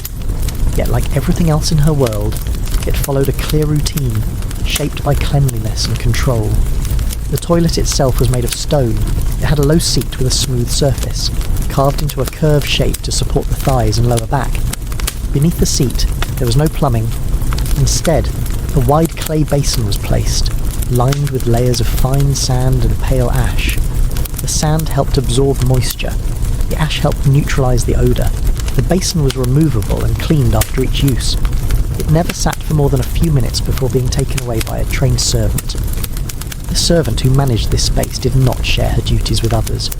She was assigned to the role specifically and knew exactly how to work without making a sound or leaving a trace. Her tools were kept in a low wooden box with compartments for cloths, scoopers, and bowls of cleansing powder. She wore gloves at all times and handled everything in the same order, each time without deviation. Today, flushing a toilet takes seconds. In the palace, even that was a task requiring training, rhythm, and care. Once the basin was removed, the remaining ash was cleared, and a fresh layer of dry material was poured into the base. The scoop used for this had a flat edge, designed to spread the contents evenly. The servant then added a few drops of scented water into the centre of the bowl. This mixture was usually a blend of rose water and mint extract. It didn't cover the smell by force. It softened it and left the room fresh for the next use. The bowl was then set aside for scrubbing. It was rinsed 3 times in a separate stone trough, first with plain water, then with a solution made from lemon peel and soapwort, and finally with boiled water left to cool under a linen cover. The basin was dried with linen cloths used only for this purpose. These clothes were marked with red thread and stored in their own container. They were replaced every 2 weeks or sooner if needed. The stone seat itself was wiped after each use. The cloth used for this was dipped in a mild antiseptic solution made from crushed fig leaves and barley water. It was not strong, but it was enough to keep the surface from growing sticky in warm weather. After wiping, the surface was left to dry for 5 minutes before the next person was allowed in. A fan made of woven reeds helped keep air moving in and out of the small window above the wall. The royal woman did not speak when she entered this space. She did not call the servant by name. Everything was already arranged. She stepped in alone. When she finished, She pulled a small cord near the door. That cord rang a bell in the outer chamber. The servant entered quietly, cleaned, reset, and left. No words, no discussion. The bell was the only signal needed. I've always found it fascinating how silence was used not to avoid discomfort, but to protect dignity. Once or twice a week, the entire latrine was deep cleaned. The floor was scrubbed with water boiled with lavender stems. The corners were brushed out with long-handled brooms made from palm fibres. The walls were wiped with linen dipped in flower water, and the air was refreshed with a lump of resin placed on a small burner hidden behind a carved screen. The royal woman never touched the tools, but she checked their presence. If a cloth was missing, if a scent was off, if the basin was slow to be replaced, it was noted, not loudly, not in anger, but with a quiet glance or pause. The servant knew what it meant and corrected it by the next visit. The small bowl used for hand washing after using the toilet was kept on a low shelf beside the seat. It contained warm water mixed with a dash of vinegar and mint. A cloth lay beside it, folded 3 times. After washing, the cloth was dropped into a covered box and never used again. A new one was placed there each morning. There were no mirrors in this space, no decorations, just polished stone, clean tools, and fresh air. The only item that resembled anything ornamental was a small carved holder for a sprig of dried herbs. Sometimes it held basil, other times lavender. It wasn't functional. It was just there to remind the woman that even in this space, care had been taken. Compared to modern bathrooms full of glass and chrome, this was quiet, spare, and surprisingly peaceful. The room was not large, just wide enough to step in, turn, and sit.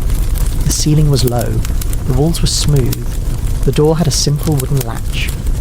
But the entire space worked because it had been designed around routine, not display. That was what kept it clean. That was what made it work day after day without issue. The servant assigned to this space was trusted. She had access to no other rooms. She did not dress the woman or prepare her meals. Her role was specific, and it was valued. Her knowledge of powders, cloths, and cleaning mixtures was passed on slowly to another girl over time, in case she fell ill. But her presence was steady. Her job was quiet, and no one outside the chamber ever spoke her name. Even something as basic as going to the toilet had been shaped by rules, steps, and respect. The woman never had to ask. She simply walked in and knew everything was already in place. Even in privacy, a queen was never unprepared. Even in silence, her standards were clear. Next, we'll return to the quiet of the bedroom, where linens were changed, perfumes were wiped away, and sleep began with warm oil on the soles of the feet. If modern bedrooms are places to rest, royal Egyptian sleeping quarters were closer to temples, not in size or luxury, but in how carefully they were maintained. Every part of the space was kept clear, clean, and controlled. There were no random objects, no dust gathered in corners, and no loose fabric left a wrinkle. Nothing in the room was accidental. The way the light filtered in, the way the scent rose from the pillow, the way the sheets folded at nightfall. Each was part of a structure designed to guide the woman towards sleep. The bed stood slightly above the floor, built from smooth cedar and fitted with short legs to allow air to pass beneath. It held a firm base covered with layers of tightly woven linen. The top sheet was the softest, changed every other day, whether it seemed dirty or not. Beneath that, a denser weave added comfort without trapping heat. No wool, no feathers, only linen. The clean feeling of it mattered more than decoration. The pillow was flatter than those today, stuffed not with feathers, but with dried grass and herbs wrapped in soft cloth. Tucked inside, near the centre, was a tiny pouch. It held dried flowers, often lavender or blue lotus, along with crushed bark from sweet-smelling trees. The scent was mild and slow to fade. As the head pressed down, it released just enough fragrance to linger nearby without overpowering the air. Compared to today's memory foam and scented candles, this was quiet, dry, and somehow more honest. The pillow cover was changed as often as the sheets, sometimes more, if the weather was warm. The used covers were placed in a sealed clay jar until they could be washed with flower water and laid out to dry in the sun. No cover was reused without being aired. No pillow was left bare. Everything had a cycle, and everything in that cycle returned fresh. Hanging above the bed was a light netting curtain. It was not thick enough to block vision, but it broke the air gently. The curtain was washed weekly, even if it seemed untouched. After drying, it was misted with a solution of rosewater and vinegar to keep insects away and leave a faint scent. The misting was done with a palm-woven sprayer, held carefully to avoid soaking the fabric. A few drops were enough. Each evening followed the same rhythm. The woman entered the room after her final tasks of the day. A servant pulled back the curtain and laid out a cloth at the foot of the bed. On the cloth were a bowl of warm water, a folded towel, and a small jar of oil. There was no speaking, just the soft sound of water being poured and the brushing of cloth against skin. Her hands and face were rinsed first. A second towel was used to dry them. Then her feet were placed in a small basin lined with smooth pebbles and filled with warm water. After a minute or two, she lifted them out, and the servant dried them with a different towel, one used only for this step. Then came the oil. It was not thick. It didn't leave the skin sticky, usually made from sesame or moringa. It had a faint nutty smell, softened with a drop of myrrh. The oil was rubbed into the soles, the heels, and the sides of the feet, not massaged, just applied and smoothed with steady hands. No other part of the body was touched after the final wash. The idea was not to clean again, but to settle the body into stillness. I find it calming to think they prepared for sleep the way others prepared for prayer. The bed was entered from one side only. The curtain was lowered after she lay down. A light cloth was draped over her, never too heavy. If the weather was warm, a cooling block of polished stone was placed beneath the pillow. If it was cold, a warmed linen wrap was folded at her feet. The room stayed dim, lit only by a single oil lamp shielded behind a carved screen. Before the servant left, she made one final check. The water bowls were removed. The towels were collected. The scent pouch beneath the pillow was checked by touch to make sure it had not shifted. The curtain edges were adjusted to make sure the air inside the bed remained even, and then the door was pulled shut. There was no lock, but no one entered again until morning unless summoned. The bedroom was not a place for discussion or visitors. It was private in the deeper sense, not because it was secret, but because it was sacred. The woman's rest was part of her preparation, and without it, everything else would fall out of rhythm. Modern sleep hygiene is filled with rules, but few feel as graceful as oil on the soles of the feet. Some women had music before bed. A harp played softly from an adjacent room. Others preferred silence. A light breeze might be allowed to enter through a narrow window. A fan could be positioned to move the air slowly, but always, the scent and the softness of linen took precedence. Those were the signs that the day had closed and the body could finally settle. Even the position she slept in was familiar, usually on her side, with one arm under the pillow and the other along her hip. The blanket folded once, never tangled. The pillow was barely dented, nothing overstuffed, nothing left to chance. And in that stillness, sleep arrived. I sometimes wonder if their dreams felt cleaner, too. Next, we'll step outside the bedroom and into the ritual of the morning, when oil is replaced with powder and the scent of sleep gives way to the start of a new day. If a modern spa offers choices of steam rooms and scented oils, the Egyptian royal version required no such variety. It had one room, always the same, and it worked. This room was not large, but it was built with care. Thick walls, a narrow doorway, a small open window high on one side to let smoke escape, but keep warmth inside. At its centre sat a low stone stove, not glowing red, just warm enough to release steam, never flames. This was the steam chamber of a royal woman, and it was not for cleaning, it was for softening. She entered not to scrub, but to sit, wrapped in a thin cloth, the skin already clean from bathing, her body relaxed. The heat was slow, rising from the stove as drops of oil and petals were added. A servant knelt nearby, holding a small wooden bowl filled with dried flowers, leaves, and prepared oils, one handful at a time. She sprinkled the mix into a carved bowl that rested over the heated stone. It hissed, but softly. The room filled with the scent of myrrh, lotus, dried mint, and something deeper, an undertone that came from resin soaked days earlier. The warmth was not wet like today's steam. It did not drip or stick. It floated, fine and even, warming the limbs from the inside. The air stayed quiet. No rushing water, no chatter, only the gentle rise of scent. She sat for 10 or 15 minutes, never longer, just until her skin glowed faintly, and the first sheen of moisture gathered behind her neck and at the bend of her elbows. Compared to electric steam rooms today, this one asked for patience and silence. Once enough time had passed, the servant placed a wide linen sheet across the woman's shoulders and helped her to her feet. She stepped slowly, barefoot, across smooth floor tiles cooled by shade. A second servant waited outside the room with a basin of warm water and folded cloths. No drying with force, no rubbing. The body was patted gently, the cloth held firm in one hand and blotted in small circles. From shoulders to ankles, every spot was touched only once. The towel never dragged. The aim was not to remove all heat, just to absorb the excess. The linen cloth that wrapped her body after the steam session was not her regular robe. It was thinner, looser, woven to allow air to pass through while holding scent close to the skin.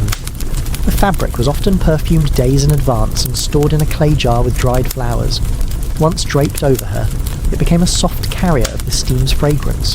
Her skin was warm, her posture is loose, her mind is clear. The final step was the hair. Steam had softened the strands and opened the pores beneath the scalp. The servant stepped behind her with a small glass bottle of oil and a comb. The oil was made from pressed lotus seed, mixed with a little almond. It was not sticky. It ran easily between fingers and settled lightly. A few drops were placed on the roots, then combed through with slow strokes. No tugging. The hair, real or artificial, had been prepared earlier. This step refreshed it. I like that their beauty routines always ended with calm, not fuss. No one rushed to dress her afterward. There was a pause, a short one, just enough time for the body to breathe.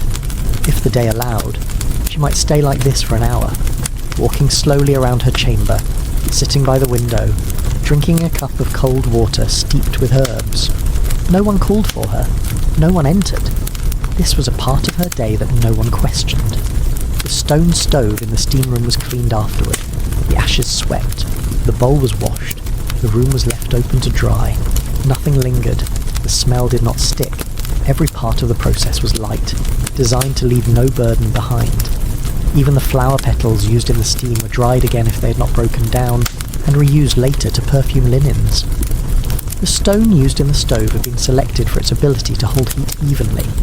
It was brought from the Nile, shaped by hand, and set into the floor long before the woman ever set foot into the chamber. Once in place, it was never removed. Some women preferred a stove shaped like a basin. Others chose a wide, flat surface, but all used it the same way, slowly, with intention. This steam ritual was not daily. Some did it every third day, others once a week. It depended on season, mood, and schedule, but whenever it happened, it marked a reset. The body left the room renewed, not by effort, but by softness. No scrubbing, no scraping, just heat, scent, cloth, and oil. Modern spa routines promise results. Sometimes forget how to be still, and perhaps that's what made these routines so effective. They weren't about fixing flaws, they were about preserving peace. The woman left the steam chamber not with glowing skin alone, but with a sense of having returned to herself. Not polished, just steadied. Next, we'll step from warmth to ritual, where even the act of applying makeup followed rules older than writing itself. If you thought hygiene meant bathing and oils alone, you'd be surprised by how often their hands took centre stage, in a palace where luxury met strict custom. One of the simplest but most carefully maintained rules involved the act of touching, or rather, the act of not touching directly. A royal woman was expected to avoid placing bare hands on any surface considered impure or unwashed, and in the heat and dust of Egypt, most things fell into that category. Each private room had at least one linen cloth hanging by the doorway. It was always folded into a square, hanging from a bronze hook or laid over a narrow stone ledge. These clothes were meant for the hands, not just to dry them, but to protect them. Before she opened a wooden chest, adjusted a stool, picked up a fruit, or parted the curtain to enter another space, she reached for the cloth first. Some rooms had two cloths, one clean, one already used. Others had a system where the cloth was placed into a ceramic bowl once used, so that no one mixed them up. The cloth was not large, usually just enough to cover the palm. It was folded again and again so that fingers never touched its outermost surface. When she reached for the curtain cord, she held the cloth between her fingers in the fabric. When she sat, a servant placed a folded cloth on the armrest before she lowered her hand. When dining, she would not touch the plate itself. The cloth, now a thin barrier, served both a practical and a symbolic purpose. It's amusing to think how a single piece of linen became more essential than the seat itself. These weren't the soft towels used for drying after a bath. They were made from slightly rougher linen, often with a hemmed edge and a small stitch symbol to denote the room it belonged to. Some bore a colour thread to indicate rotation, red for morning, blue for the evening. If a cloth was ever dropped, it was discarded for the day and replaced. Servants checked their placement several times during daylight hours. At night, fewer were needed, but one always remained near the bedpost, should the royal woman wake and need to touch anything. The rule extended beyond furniture. When it came to food, only the inner parts of fruit or bread were ever touched with bare hands, and even then, only after a rinse or a blessing. Peels, greens, and shells were never to be touched without a barrier. Fish bones, nuts, seeds, and anything oily or sticky were to be handled with a cloth or wooden tool. In fact, for every 5 dishes served, at least one clean cloth was expected on the tray beside them.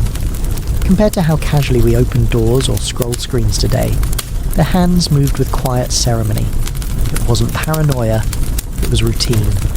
Dust clung to everything, sweat spread easily, and fragrance, so carefully applied earlier in the day, could be disturbed by just one careless grab of a warm bronze handle. The cloth preserved more than cleanliness. It preserved the balance between scent, touch, and appearance. A clean hand remained perfumed longer. A perfumed hand left no oily stain. A clean cloth ensured no servant's mistake became her burden. Every evening, once the royal woman had retired to her private chambers, the used cloths from each room were collected by 2 designated servants. One held a logboard, a polished piece of wood with grooves for tallying. The other carried a wide basket lined with fresh linen. As each cloth was collected, it was checked for condition, colour, and placement. If any cloth was missing, the name of the last servant in that room was noted. If any cloth appeared overly worn or stained, it was removed from the rotation and either discarded or sent for reweaving. I find it strangely satisfying that something as small as a hand towel was treated with more accountability than most modern gadgets. The longboard was brought to the steward's quarters, where counts were compared against expected usage. On days with ceremonies or guests, usage doubled. On fasting days or religious holidays, it is halved, but the pattern was steady. The clothes did not change in size or material, only in number and schedule. Once a week, they were boiled in water scented with reed oil and laid out on smooth slate tiles to dry. These tiles, warmed by the sun, ensured that the cloths retained a crisp fold and did not warp at the corners. Each royal woman had her own cloth rotation, though the practice extended beyond her chambers. In the guest quarters, the same rules applied. Even in the garden alcoves or bathing courtyards, small cloths were folded and tucked under clay lids to stay clean. It was never a question of whether to use them, only when to replace them. If a cloth was missing, it wasn't an inconvenience, it was a small scandal. Perhaps that is why the habit endured so long. Generations passed, palaces changed, but the cloth remained, not just a symbol of cleanliness, but of control. In a world where touch could mean contamination, the cloth restored a little peace. Next, we'll take a closer look at one of the oldest beauty tools in her collection, shaped from ivory and held with pride across generations. If personal hygiene was strict in daily life, it became even more serious after intimacy. For royal women in ancient Egypt, physical closeness came with responsibilities, not just emotions. There was a detailed routine that had to be followed every single time. It wasn't seen as optional. It was considered part of preserving one's health, one's fertility, and even one's spiritual balance. After any sexual contact, the first step was immediate cleansing. The woman would be brought a warm solution, usually infused with salt, aloe vera, and crushed hibiscus leaves. The mixture was prepared fresh for each occasion. It was slightly thicker than plain water, and had a gentle scent that masked any bodily smell. The warmth helped soothe the area, and the salt acted as a mild disinfectant. The aloe was added to prevent irritation, especially after frequent activity. This cleansing was done in private, but it was never left to the woman alone. A personal maid, often the same one assigned for body care, was trained specifically for this task. She would prepare the basin, adjust the temperature, and hand over the right cloths. These clothes were always separate from any others. They were made of soft linen, often stitched at the edge with a small symbol to mark their purpose. Some bore the outline of a lotus petal, others just a simple thread colour. The act itself wasn't hurried. The woman sat on a smooth stone stool placed over a low basin. The cloth was dipped, gently squeezed, and pressed against the skin in small motions. The goal was not only to clean, but to do so without causing any friction. Afterwards, a second cloth was used to pat dry. The water in the basin was discarded outside, never reused. The clothes were either burned or taken to be hand-washed separately, always in a warm herbal rinse, and hung where no one could see. To consider the numerous steps involved after just one moment of closeness makes modern routines look incredibly simple. The reasons behind this care went beyond comfort. Ancient Egyptians believed that improper cleansing after intimacy could block fertility. They thought lingering fluids, if not cleaned properly, could harm the womb or interfere with conception. Some even believed that spirits attached themselves to bodily fluids left unwashed. Whether or not anyone truly saw this happen didn't matter. The belief was strong, and so the ritual remained. Older women in the palace passed down instructions to the younger ones. They shared which herbs worked best after certain days. If the woman was menstruating or recently pregnant, the solution might include additional ingredients like mint or chamomile. If it was her first time, special oils were applied to calm the skin. Nothing was left to guesswork. Everything had a formula, a sequence, a reason. This makes me think about how much control ancient systems exerted over something so personal, yet how much comfort those routines may have also brought. The space for this cleansing was usually a small private chamber connected to the bathing area. It had only what was needed: a low stool, a flat stone slab for setting the bowl, a shelf for herbs and oils. A jug of water always stayed nearby, covered in a cloth. The room was lit with one oil lamp during the evening or left open to sunlight during the day. There were no mirrors, no perfumes, no distractions. It was purely functional.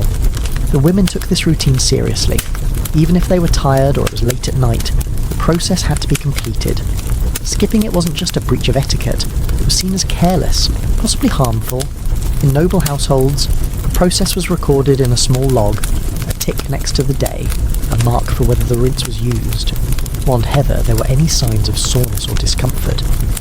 These notes were shared with the house's chief caretaker, usually an older woman with experience and quiet authority. Younger women were often nervous the first few times, but over time, it became second nature, a rhythm, something done in silence.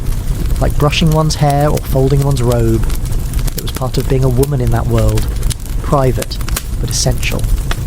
Compared to today, when personal care is a private matter, the ancient world handled it like a shared responsibility with quiet rituals and subtle supervision.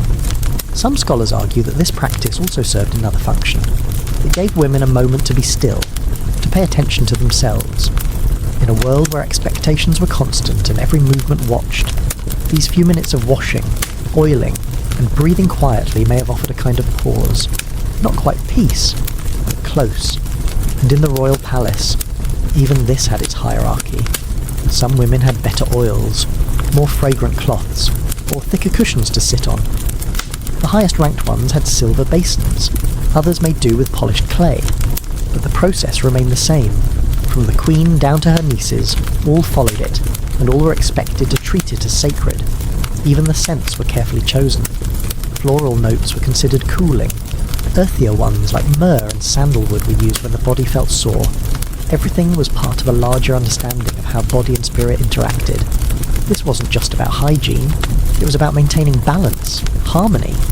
And that balance started with being clean, even when no one else would see. The women didn't speak about it openly. There was no need. A glance toward the basin, a cloth folded on the shelf, or a scent in the hallway was enough to say it had been done. It was quiet, respectful, and expected. Some modern readers might find it too much, but for them, it was normal, routine, a matter of pride. It's a little funny to think how many of our most intimate routines today were already perfected thousands of years ago, just with better smelling water and less privacy. Next, we'll follow what happened once the woman was cleansed and dressed again, how even her scent, posture, and breath had to align with the rituals of royal composure. Routine hygiene was never considered complete without one quiet but vital task. The regular inspection of the body by a dedicated female attendant was part of daily life for noble Egyptian women. It wasn't enough to look beautiful or smell clean. Their skin, hair, and nails had to be constantly watched for the tiniest sign of trouble. A rash, a crack, or a change in tone was never ignored. Every part of the body was treated like a precious object that needed constant care. This was not a role left to chance. Certain women in the palace were trained specifically for this task. These attendants, known for their calm and silent presence, were selected for their steady hands and careful eyes. They were not doctors, but they were experts in the body. They knew every freckle, every vein, and every fold of the royal woman's skin. Their job was not to speak, but to see. The inspection began at the same time each day, shortly after sunrise. The woman sat on a soft stool draped in linen. The room was always cool, shaded by thick curtains and scented with soft oils. The attendant entered quietly, her sandals making almost no sound against the stone floor.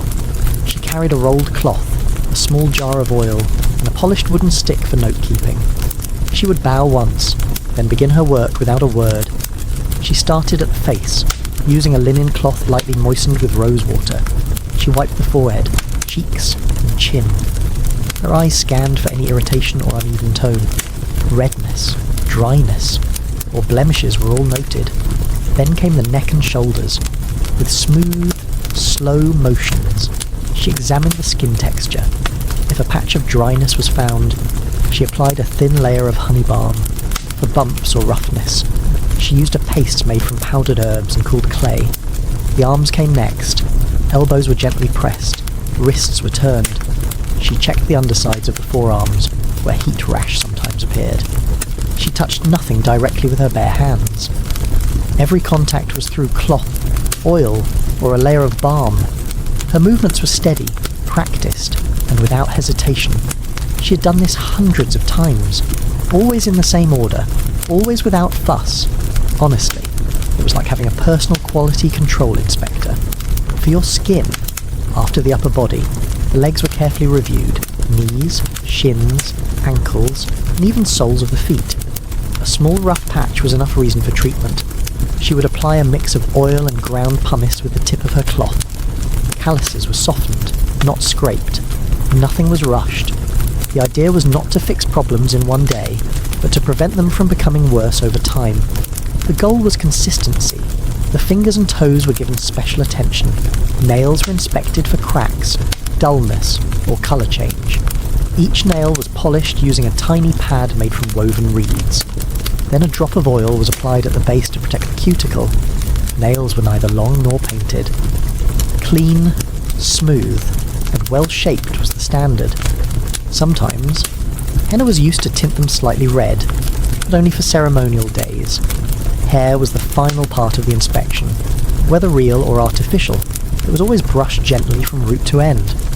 The attendant would pause if she noticed thinning spots or dryness. A few strands in the brush were normal. More than that meant extra care was needed. She would bring a mask made of fig paste or apply oil drops to the scalp and let it soak overnight. Once a week, there was a longer and more complete check. This monthly ritual involved multiple attendants. One focused on the skin, one on the hair, and one on the nails. They worked quietly around the woman as she reclined on a long couch. Every note was recorded in a scroll kept in a stone drawer near her chamber. If something needed treatment, it was done then and there. Compared to modern skincare routines, they were surprisingly far ahead of their time. Most nobles accepted this as a normal part of life. It wasn't considered intrusive or excessive. Instead, it was seen as a responsibility, like brushing one's teeth today. Cleanliness was linked to health, and health to beauty. One could not risk being surprised by illness. The body had to be understood, not just displayed. I find it strangely comforting that someone once knew your skin better than you did yourself. Even for young girls, these inspections began early. From the age of 7 or 8, a female child of noble birth would receive weekly checks. It wasn't to make her feel self-conscious, but to help her learn the rhythms of her body. The attendants would teach by example. Over time, the girl would come to expect the gentle pressure of the cloth, the smell of the oil, the calm presence of the woman who never spoke too much. At the end of each session, a bowl of warm water was brought in. The woman would wash her hands and feet again, then lie still for a moment before resuming her day. The cloths were folded and removed, the oil jars sealed. The room was quietly aired out and left fresh for the next visit. The system was smooth, respectful, and effective. The body was not something to fear or hide, but something to care for with steadiness and patience. Nothing dramatic, no grand treatments, just daily attention, like watering a plant, and just like a garden, it flourished under quiet hands. In the next part, we'll step behind the curtain, into the space where no stranger was allowed to follow, where modesty wasn't just about being clean, but about being unseen. Privacy was not a luxury for royal Egyptian women, it was an expectation, a right, and a visible sign of status. Unlike common women who might share bathing spaces or use public wells, royal women had their own reserved chambers for anything related to hygiene. These were not just hidden rooms in the corner of a palace. They were carefully designed spaces where no one could intrude without explicit permission. Curtains made of heavy linen hung from ceiling rails. Doors were locked from within. Even the walls themselves were sometimes thickened or padded to prevent noise from escaping. The act of bathing, cleansing, or simply brushing one's hair was shielded from all eyes. The women who served them were given precise instructions. They waited outside the bathing area until they were summoned by name. No glances were allowed. Heads had to remain bowed. Instructions were often delivered in whispers, and responses came only when necessary. Some maids even learned to work by feel alone, eyes shut or focused on the floor, to avoid any impression of disrespect. In cases where a body needed to be washed or dried, the attendant would use a cloth as a barrier between her hands and the skin. This was not just about modesty, it was about reinforcing a clear hierarchy. One invisible wall at a time. These rules weren't written down, but they were known, passed down from older attendants to new ones, reinforced through daily routines. Even a small breach of privacy could mean dismissal. Some women had been serving the same noble for decades, and they knew exactly how far to stand, how to move without making a sound, how to avoid even the softest eye contact. The job required more than obedience. It required discretion, patience, and an ability to almost disappear. When it came time for intimate care, the barriers went further. A second layer of cloth might be added to the curtains. Incense would be lit to signal a need for extra privacy. The woman inside might hum softly, not for pleasure, but to mask the sounds of bathing or wiping. Some had their own small music players or water fountains installed in their rooms to muffle all noise. In many cases, a woman would spend hours preparing herself for a ritual or event, and not one soul would know how it had been done. The final appearance was meant to feel effortless, like beauty had emerged from silence. Modern spas might offer scented rooms and soft music, but very few offer the sacred solitude that Egyptian royals took for granted. Among royal families, privacy was also tied to morality. Being seen naked, even by another woman, could be seen as a flaw in discipline. Girls were raised from a young age to cover themselves completely, even in the safety of their own quarters. They learned how to wrap towels without exposing a shoulder, how to adjust their robes with only one hand while the other kept their chest covered. These were not overreactions. They were social codes embedded deep into the culture. At times, even doctors were denied full access. Some royal women refused to be examined without layers of cloth between them and the healer. Descriptions of symptoms were given by handmaidens instead. Observations were made from afar, and treatments had to be applied by intermediaries. The result was a medical system that worked around boundaries, not through them. It might sound like a recipe for mistakes, but it also prevented abuse in a time when power could easily be misused. When visiting temples or sacred sites, privacy rules became even stricter. Some women would travel with mobile partitions or canopies carried by servants. These could be set up within minutes, allowing them to wash, change, or rest without exposing themselves. A full team of attendants would manage the cloth, the oils, the towels, and the perfume, all while remaining virtually invisible. Their movements were choreographed like dancers, each step practiced and discreet. Cleanliness itself was often judged by how invisible the process had been. If someone looked and smelled fresh, but no one had witnessed the act, it was seen as ideal. Not because people disliked cleanliness, but because the act of achieving it was supposed to remain hidden. It was part of the mystique of royalty, to glow without sweat, to smell sweet without evidence, to appear refreshed without letting the world see the water. There's a kind of power in that, when even your silence feels expensive. Of course, not all royals were the same. Some embraced a little more visibility, a glimpse of perfume being applied to the neck, the sound of a sandal being placed gently on a clean foot. But even these moments were orchestrated, planned. No gesture was spontaneous. Everything served to elevate the image of refinement and self-control. The message was simple. The noble woman was not just clean. She was clean without effort, untouched by the world's messiness. For those living outside the palace, the secrecy was almost mythical. Stories spread about hidden marble chambers, golden bowls of water, and towels so fine they were never used twice. Some of it was true, some was imagination, but it added to the aura. If you ever saw a royal woman wash her hands, let alone her body, that was the point. I often wonder how much of their daily life felt real to them, and how much felt like living behind a curtain. In today's world, privacy is a setting on a phone. For them, it was a physical space, constantly guarded. And when your rank depended on never being seen, even hygiene became a performance of invisibility. The next layer of this delicate routine takes us to the jewellery box, because even gold and ivory had to be scrubbed before it was considered fit to touch a royal body. Even the smallest objects in a royal woman's possession had to meet the same standards of cleanliness and care as her body. Jewellery, combs, and hairpins were not treated as mere accessories. They were personal extensions of her hygiene, her identity, and her reputation. If they touched her skin or hair, they were cleaned, scented, and stored with the same level of caution as her clothing or bedding. Once a week, a specific cleaning ritual took place. A quiet morning, usually on the same day each week, was reserved for attending to these items. A servant would prepare a basin of floral water, mixed with diluted oils, and line a low table with a soft linen cloth. Necklaces, rings, earrings, and combs were brought out from their cedarwood boxes. These boxes were lined with perfumed linen, sometimes embroidered, and always stored in dry, shaded places. Each item was handled carefully. The servant wore thin linen gloves to avoid transferring oil or sweat from their hands. Every surface of each item was gently rubbed with a soft cloth dipped in a fragrant mixture. Combs were cleaned between each tooth using thin twigs or pieces of silk string, ensuring no dust or residue was left behind.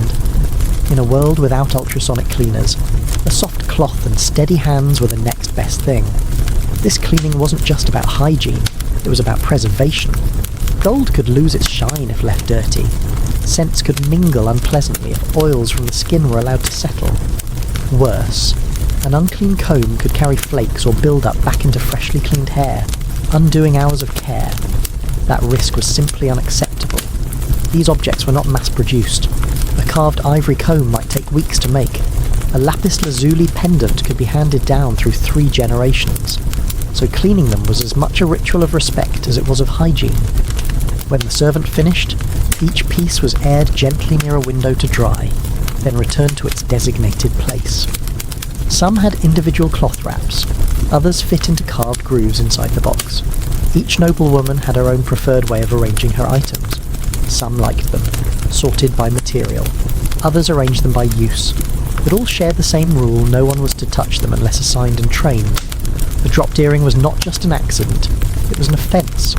There were punishments for clumsiness, especially when it involved sacred or valuable objects. It's almost funny how much more respect ancient jewellery got than most modern gadgets. Hair tools required equal attention. Combs, pins, and hairpieces were cleaned not only to remove oil and hair residue, but to refresh them with scent.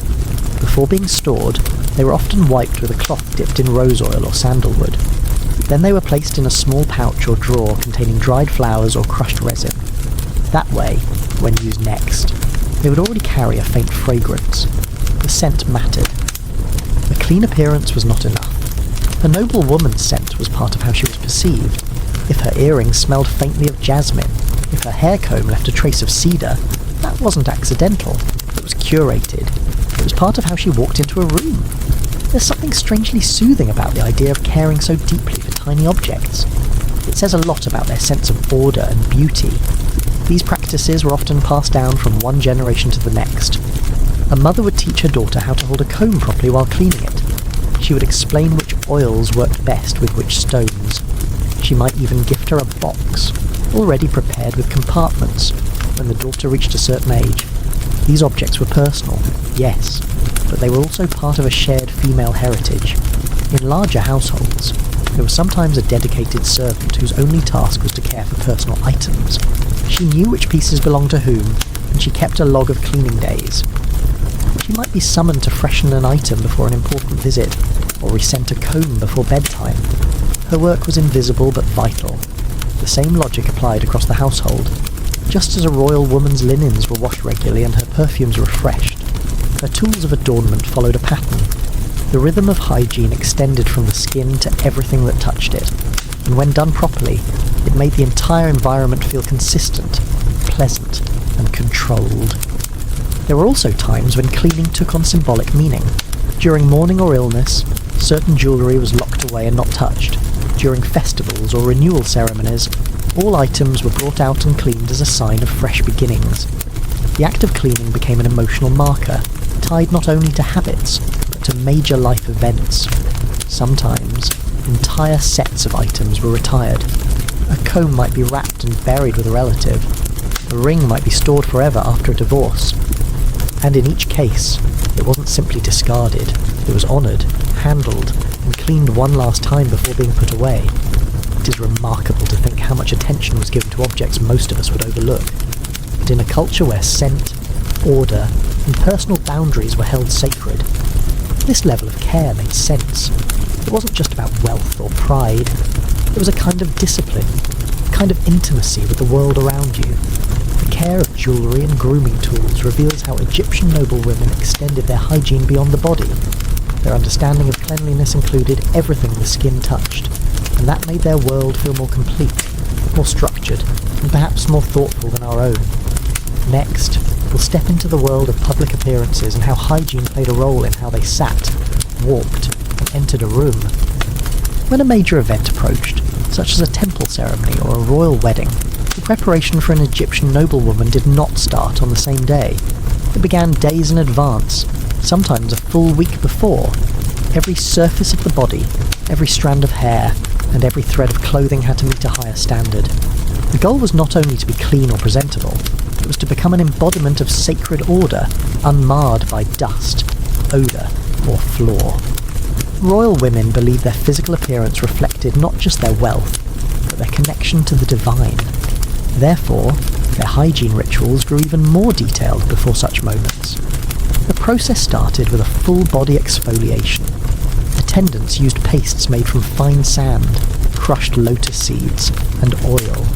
The mixture was spread across the body, allowed to dry, and then gently rubbed away, taking with it any dead skin and dullness.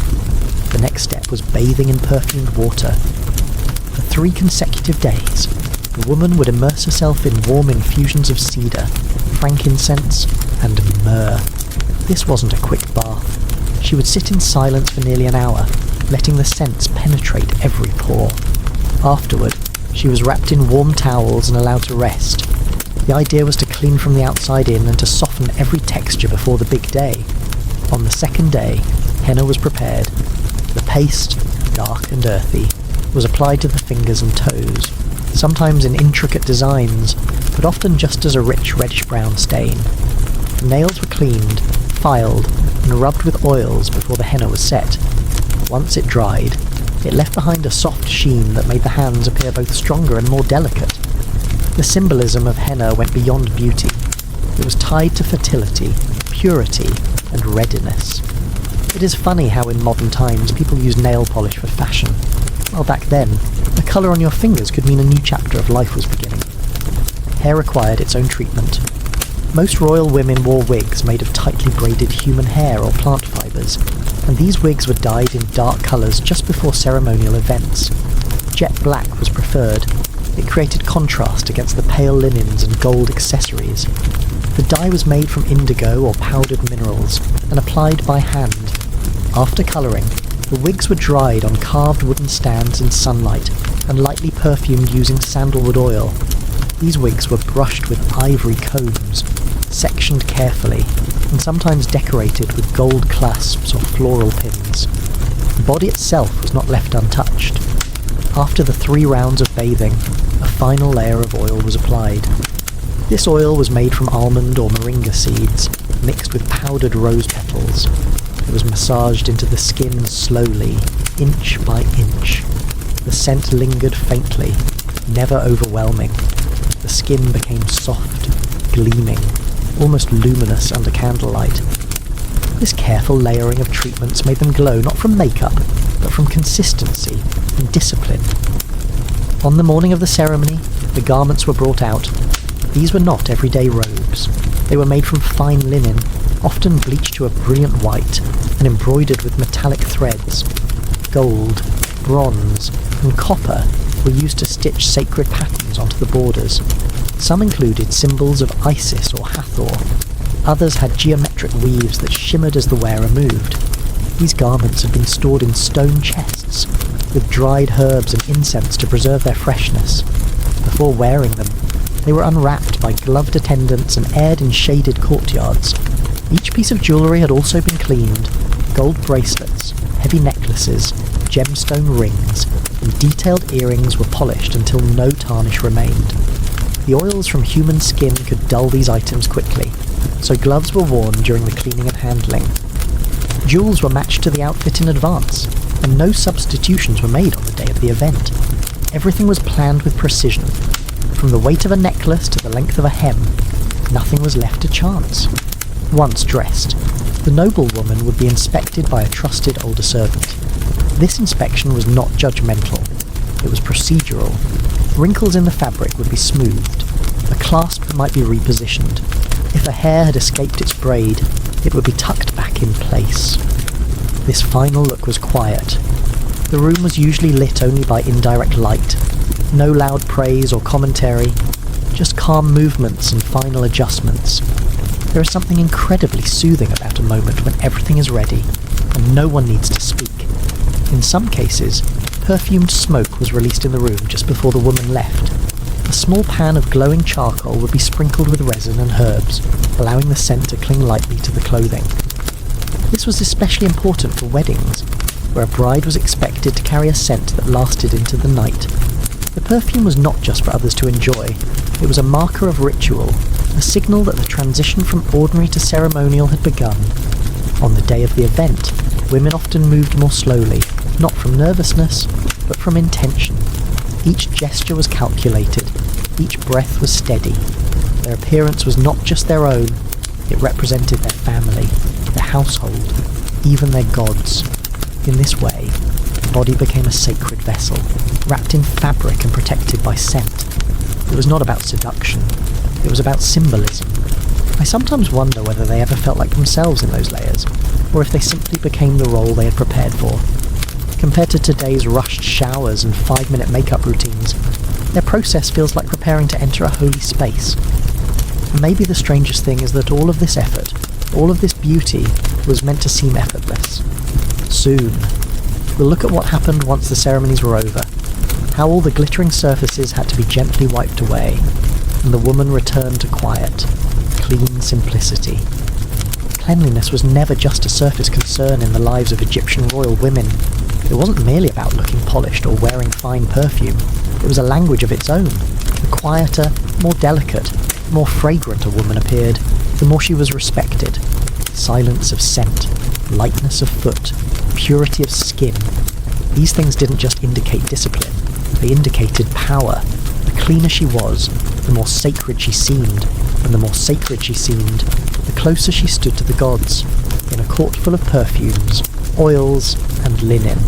Those who mastered the art of staying clean without flaunting it had the highest status. Not every woman in the palace had access to the best oils, the softest towels, or the most private baths.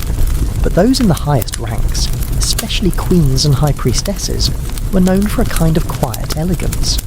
They moved through rooms without leaving a trace. No body odour, no clinging sweat, no visible dust. Their presence was marked not by noise, but by the faintest aroma of flowers or incense. Attendants spoke of certain women as if they were untouchable, not because they were cruel, but because they were flawless. Their garments never wrinkled, their hair never appeared undone, their breath always fresh, their steps always clean. And yet, achieving that state required hours of effort, dozens of tools, and a full team of women whose only job was to maintain it. There's something ironic in the idea that being effortlessly clean required so much behind-the-scenes effort. This level of hygiene was not only about health, it was a symbol. To smell fresh meant your servants did their jobs well. To wear unstained linen meant your house was well managed. To be able to bathe in oils rather than plain water showed wealth. Cleanliness, then, became a visual and sensory code that said, I have control, I am above filth, I am set apart. The palace itself reinforced this idea. Certain quarters were reserved only for the most refined. Their floors were scrubbed daily, their bedding changed twice a week, and their water infused with herbs no one else could afford. Those born into higher status began their days with lavender rinses and ended them with sandalwood massages. A servant would always stand by with a cloth, ready to wipe away a single drop of sweat. Even after a short walk, a noblewoman would stop to be dusted, refreshed, and re-oiled.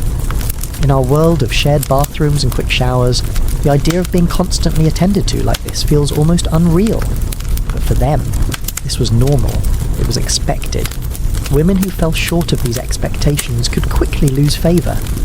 Rumours of poor hygiene travelled faster than news of illness.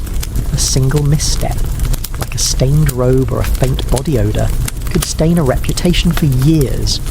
People remembered, whispered, avoided. This obsession with cleanliness even influenced how royal women behaved emotionally. Crying in public was rare, not only because of social norms, but because tears could smudge eyeliner or leave salty marks on clean cheeks. Public outbursts were frowned upon because they risked disturbing the delicate balance of appearance.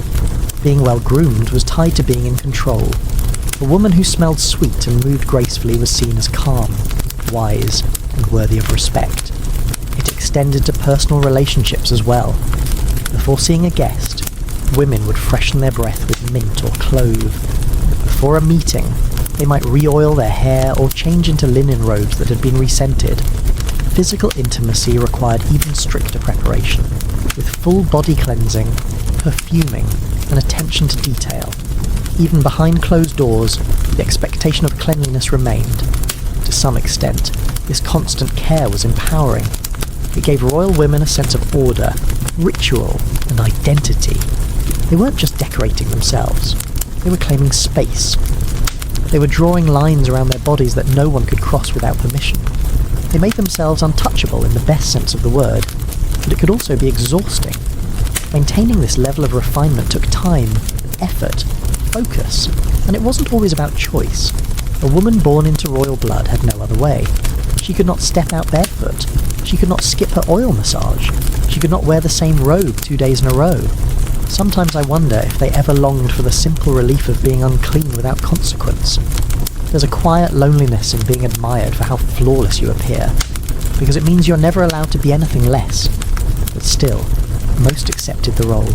It was their duty, their pride, their inheritance. So when we think of hygiene in ancient Egypt, we must look beyond the soap and water. Cleanliness was tied to dignity, to purity, to sacred order. It was one of the pillars of royal life, just as much as gold jewellery or papyrus scrolls. A clean body meant a clean spirit, a clean room meant a clean mind, and for the royal women, that meant a kind of power that lingered long after their footsteps faded. Cleanliness wasn't decoration, it was a definition, and in a world where being seen was everything, not being smelled was just as important. Funny how in some ways, their clean silence spoke louder than any title or crown. Now, as the rituals come to an end and the oils return to their jars, we step away from the golden light of the palace. The women have retreated behind their veils. Their rooms are quiet, Their servants gare one for the night. Linen is folded. Lamps are dimmed. Thank you for walking through these halls with me. May your dreams tonight be soft, your thoughts fragrant, and your sleep as peaceful as a Nile breeze. Good night.